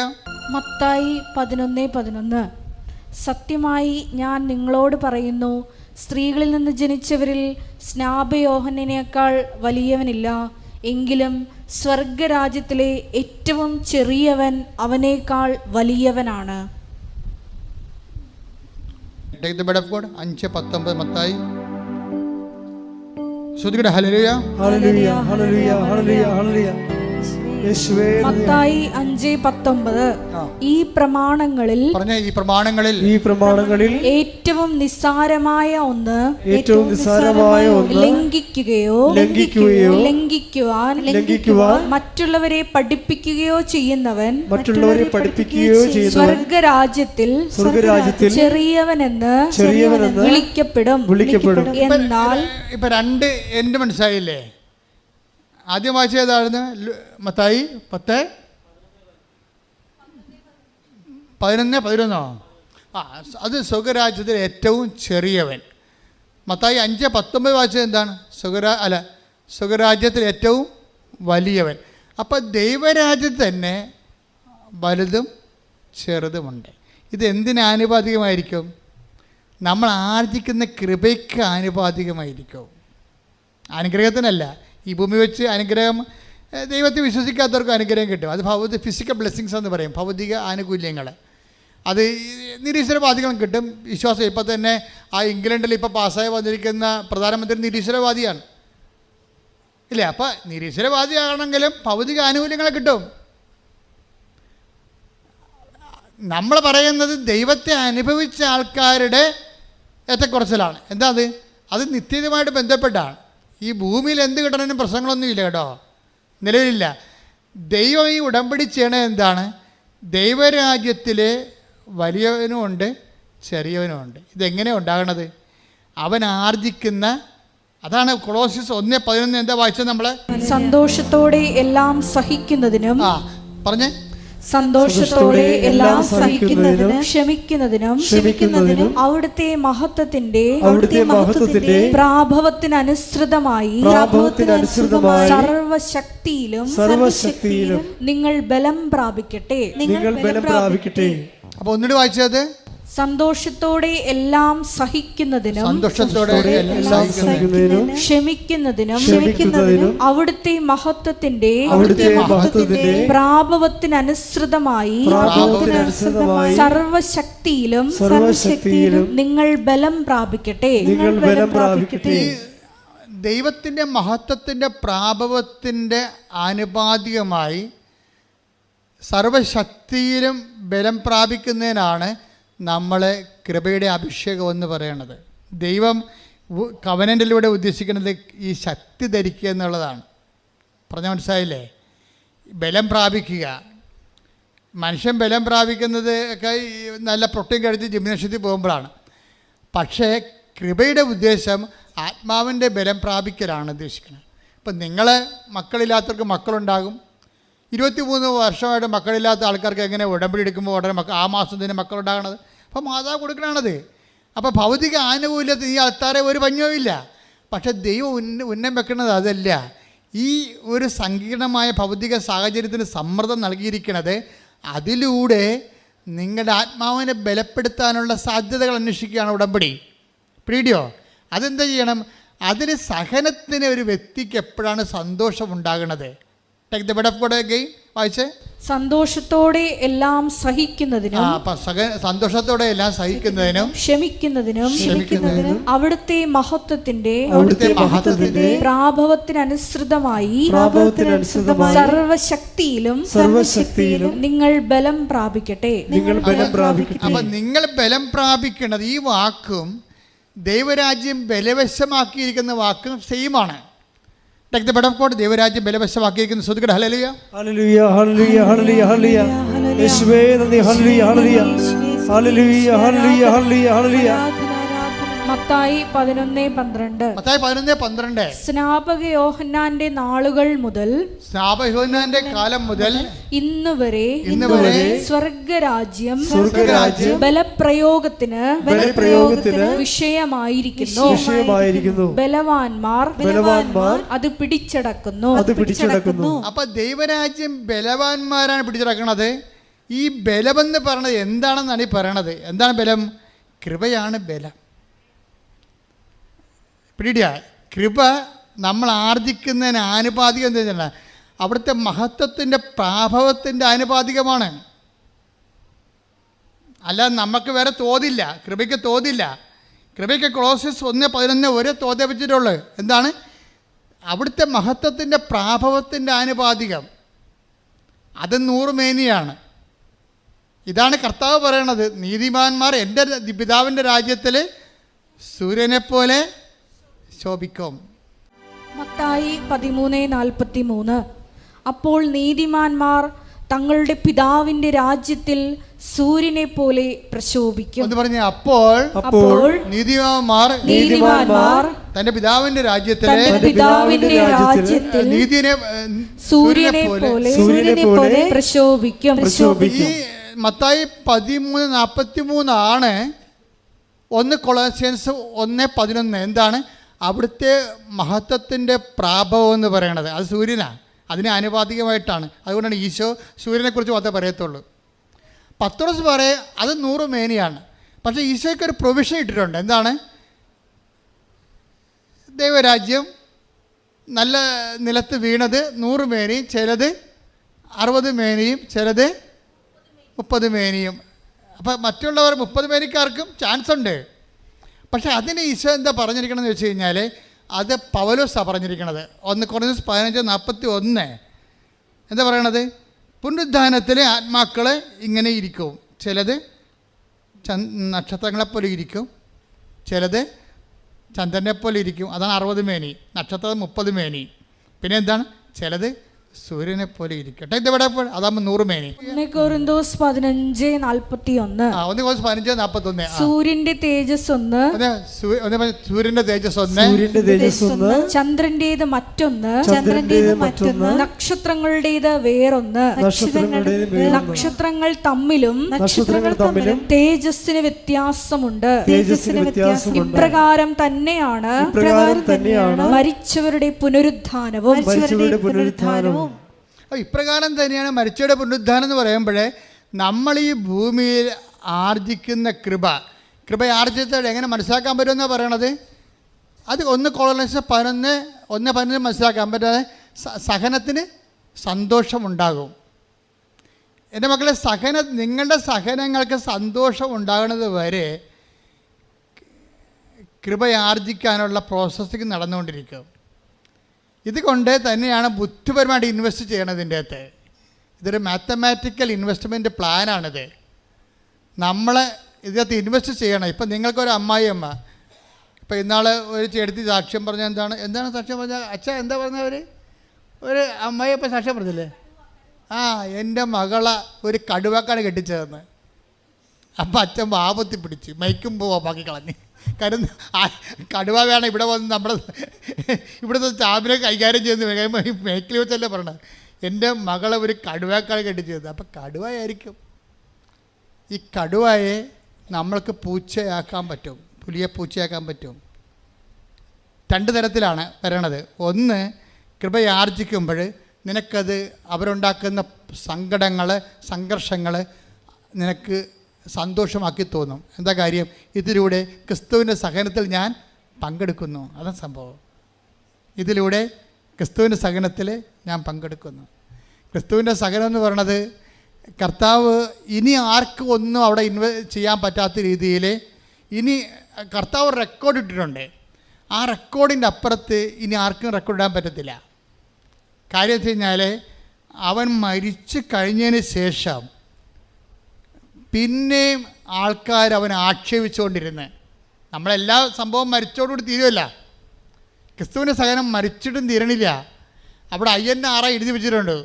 അവൻ നോക്കിയിട്ട് വഴിയെ പോകുന്ന ആൾക്കാർ പറയും, എന്താ പറയണത്, ഇവൻ രാജാവല്ലേ, ഇവൻ എന്നാൽ പിന്നെ ഇവനെ രക്ഷിക്കാൻ പാടില്ല, ഞാൻ ഇറങ്ങി വരാൻ പാടില്ല എന്ന് പറഞ്ഞ് ഇവർ അപ്പം മരിച്ചിട്ടും ആക്ഷേപിക്കുന്നതിലേക്ക് അവിടം വരെ എത്തിയിട്ടില്ല സെൻറ്റ് പോൾ പറയണത്. അവൻ മരണത്തോളോ തന്നെ താഴ്ത്തിയെന്നാണ് പറയണത്.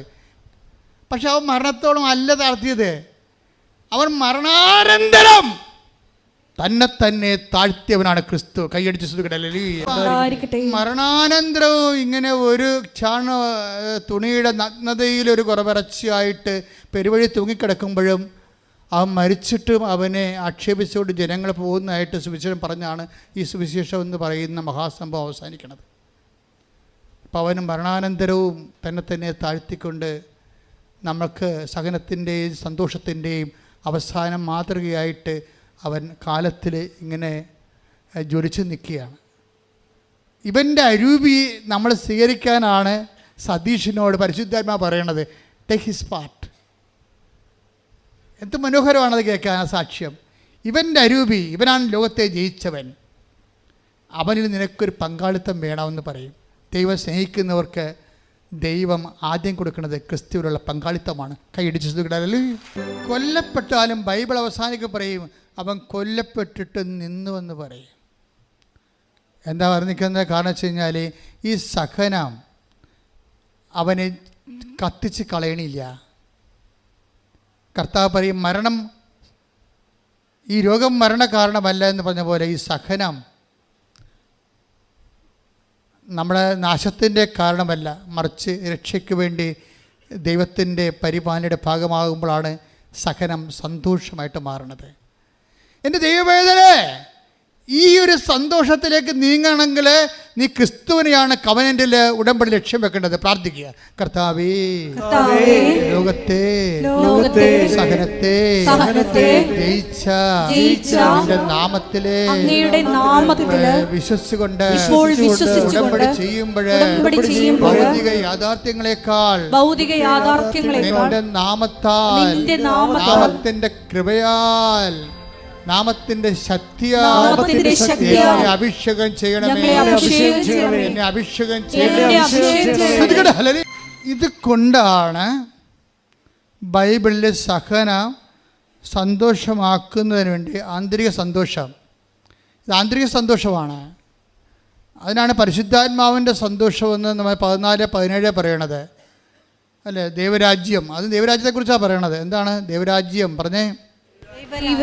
ഭക്ഷണവും പാനീയവുമല്ല, നീതിയും സമാധാനവും പരിശുദ്ധാത്മാവിലുള്ള സന്തോഷവുമാണ്. അപ്പൊ ആത്മാവ് സന്തോഷം കൈമാറുന്നത് ക്രിസ്തുവിന് നമ്മൾ പങ്കാളികളാകുമ്പോഴാണ്. ക്രിസ്തു എന്ന് പറയുന്നത് സകലത്തിനെ ജയിച്ച അവസാനത്തെ വിജയിയുടെ പേരാണ്. എല്ലാ സഹന സാഹചര്യങ്ങളെയും അതിജീവിച്ച ഒരു യുണീക്ക് റെഡീമറായി ഈശോ മാറുന്നത് ഇവിടെ വെച്ചാണ്.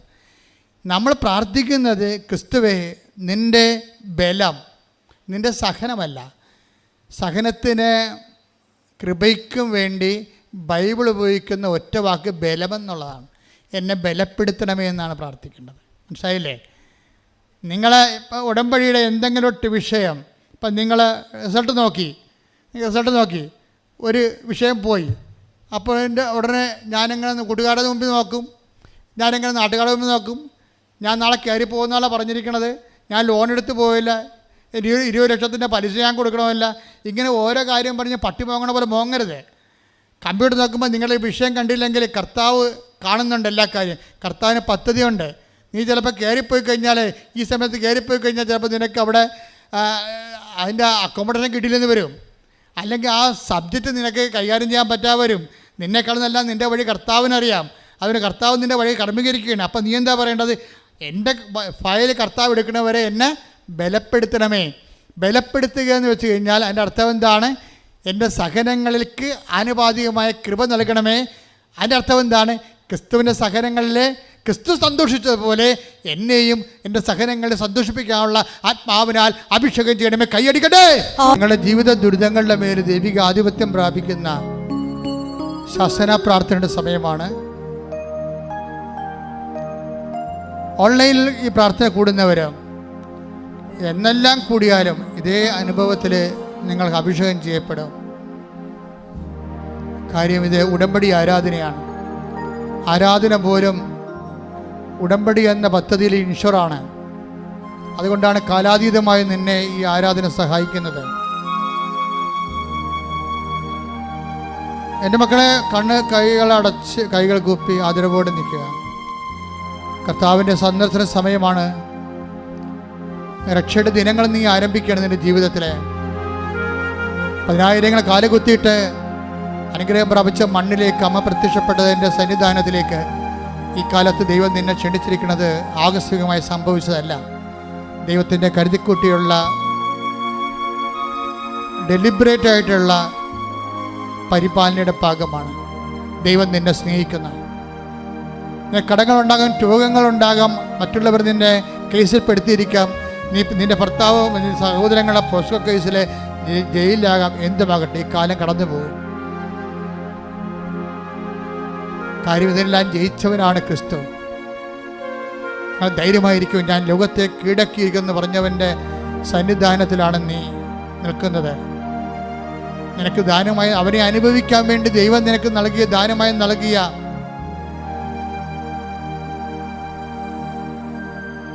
ദൈവത്തിൻ്റെ പരിപാലനയുടെ ഭാഗമാണ് പരിശുദ്ധ അമ്മ. അമ്മ തൻ്റെ ദൈവിക ദൗത്യം നിർവഹിച്ച ദൈവിക ഉടമ്പടിയിലാണ് നിന്നെ ഇപ്പോഴ് പങ്കാളിയാക്കിയിരിക്കുന്നത്.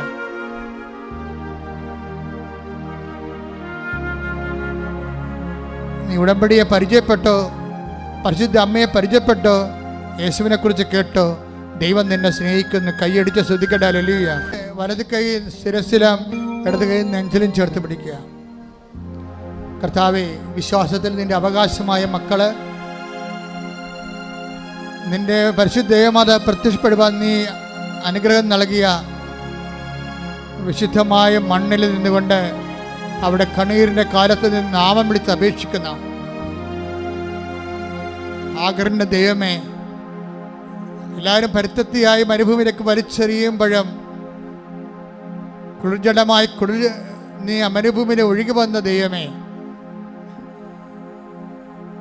ഞങ്ങളുടെ പിതാക്കന്മാരെ മരുഭൂമിയിൽ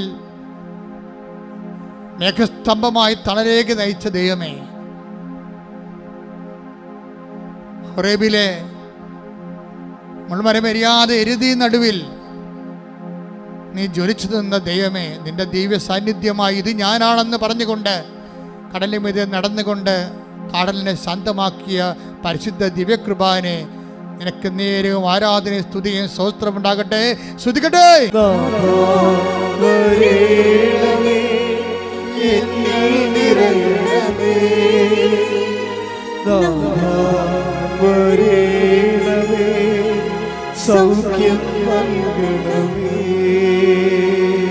കർത്താവേ, നിന്റെ പഞ്ചക്ഷതങ്ങളെ ഓർത്തുകൊണ്ട് കണ്ണുനീരോടെ പ്രാർത്ഥിക്കുന്ന നിന്റെ തിരുമുറുവാർന്ന വലതുകരം ഈ മക്കളിലേക്ക് സ്പർശിക്കണേ പ്രാർത്ഥിക്കുന്നു. സദ്യബന്ധങ്ങൾ കർത്താവിനൊത്ത് നിറയട്ടെ. ശ്രദ്ധിക്കട്ടെ. പേശികളിലെ കർത്താവിനൊത്ത് നിറയട്ടെ. രക്തഞരമ്പുകളിൽ കർത്താവിനൊത്ത് നിറയട്ടെ. എല്ലാ കോശങ്ങളിലും പേശികളിലും ആന്തരിക അവയവങ്ങളിലും കർത്താവിനൊത്ത് നിറയട്ടെ. ഉച്ചമുതൽ ഉള്ളങ്കാല് വരെ കർത്താവിനൊത്ത് നിറയട്ടെ. 38 വർഷം ഞാൻ അർപ്പിച്ച കൃപാനയുടെ ശക്തിയാൽ കൃപാസാൽത്താറെ ജീവനോടെ പ്രത്യക്ഷപ്പെട്ട പരിശുദ്ധ അമ്മയുടെ മാധ്യസ്ഥത്താൽ കർത്താവേ, ഈ മക്കളുടെ മേലെ ദൈവിക ശക്തി ഒരുക്കണമേ. എല്ലാ കോശങ്ങളിലും പേശികളിലും ദൈവിക ശക്തി ഒരുക്കണമേ. മാർഗരോഗങ്ങള്, തീരാവേദ്യങ്ങള്, ജീവിത ദുരിതങ്ങള് യേശുവിന്റെ നാമത്തില് മാറിപ്പോകട്ടെ.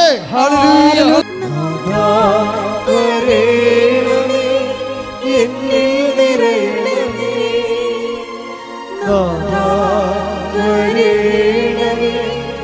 സൗഖ്യം നൽകണമേ. അപ്പാ ദേവപിതാവേ, അങ്ങേ പുത്രനായ യേശുക്രിസ്തുവിന്റെ നാമത്തില് ഞങ്ങൾ പ്രാർത്ഥിക്കുന്നു. അങ്ങേ കൈകള് ഈ മക്കളുടെ മേൽ നീട്ടണമെന്ന് പ്രാർത്ഥിക്കുന്നു. ദൈവത്തിൻ്റെ ശക്തി ഈ മക്കളിലേക്ക് ഒഴുകണമെന്ന് പ്രാർത്ഥിക്കുന്നു. കർത്താവേ, ജോലിയില്ലാത്ത മക്കള്, പരീക്ഷയിലെ റിസൾട്ട് പ്രതീക്ഷിച്ചുകൊണ്ട് ആശങ്കയോടെ ജീവിക്കുന്ന മക്കള്, ജപ്തി നടപടികളെ നേരിട്ടുകൊണ്ട് വീട്ടിൽ നിന്ന് ഇറങ്ങിപ്പോരേണ്ടി വരുമല്ലോ എന്ന് ഓർത്തുകൊണ്ട് മക്കളെ കൊണ്ട് സങ്കടപ്പെട്ടുകൊണ്ടിരിക്കുന്ന മക്കള്, ഉറങ്ങിയിട്ട് ദിവസങ്ങളായി, ഭക്ഷണം സമാധാനത്തോടെ കഴിച്ചിട്ട് ദിവസങ്ങളായി എന്ന് പറഞ്ഞുകൊണ്ട് തേങ്ങി നടക്കുന്ന മക്കള്, കർത്താവേ, ഒരു മകനെപ്പോലും കൈവിടാത്തവനെ, അധ്വാനിക്കുന്നതിനും ഭാരം വഹിക്കുന്ന ആശ്വസിപ്പിക്കുന്നവനെ നിന്റെ തിരുമുറുപാർന്ന് വരഞ്ഞു കയറുത്ത കർത്താവേ, മക്കളെ ആശ്വസിപ്പിക്കണമെന്ന് പ്രാർത്ഥിക്കുന്നു. ദൈവത്തിൻ്റെ കരുണ, ദൈവത്തിൻ്റെ ശക്തി, മാതാവിൻ്റെ പ്രത്യക്ഷീകരണത്തിൻ്റെ യോഗ്യതയാൽ ഇവിടെ ഉടമ്പടി ചെയ്തിരിക്കുന്ന മുഴുവൻ മക്കളുടെ മേലും, ഈ മണ്ണിൽ ചവിട്ടി പ്രാർത്ഥിച്ച് കടന്നു പോയിട്ടുള്ള എല്ലാ മക്കളുടെ മേലും ദൈവത്തിൻ്റെ അടയാളങ്ങൾ പതിയട്ടെ. യേശുവിന്റെ നാമത്തിൽ മാർഗ തടസ്സങ്ങൾ, ജീവിത ദുരിതങ്ങൾ മാറിപ്പോകട്ടെ. മൗനമായി പ്രാർത്ഥിക്കേണ്ട സമയമാണ്.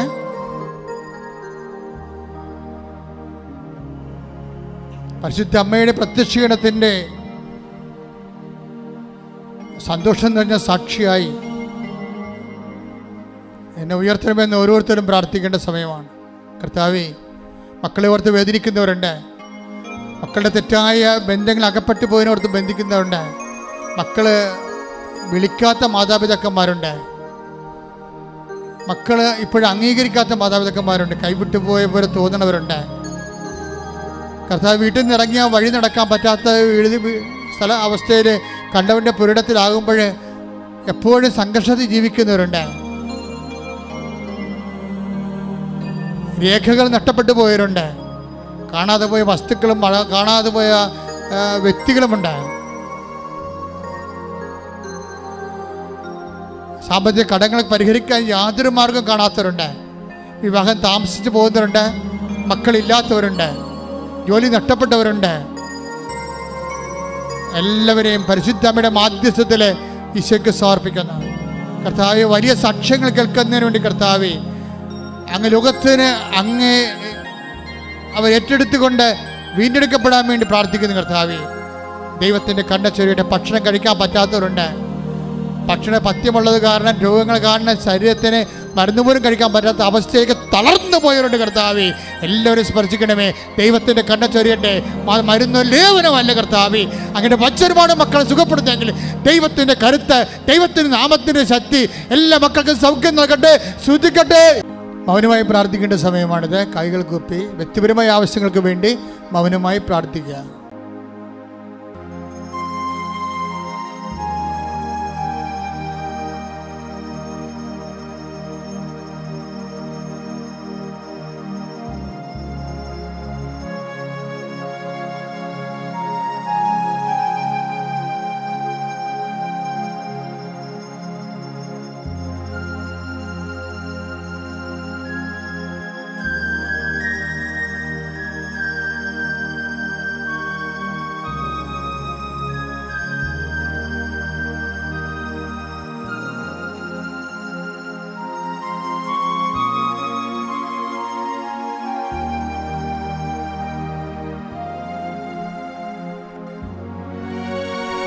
പരിശുദ്ധ പരമമാ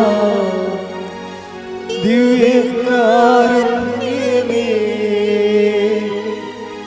എന്നുമെന്നും അങ്ങേക്ക് ആരാധന.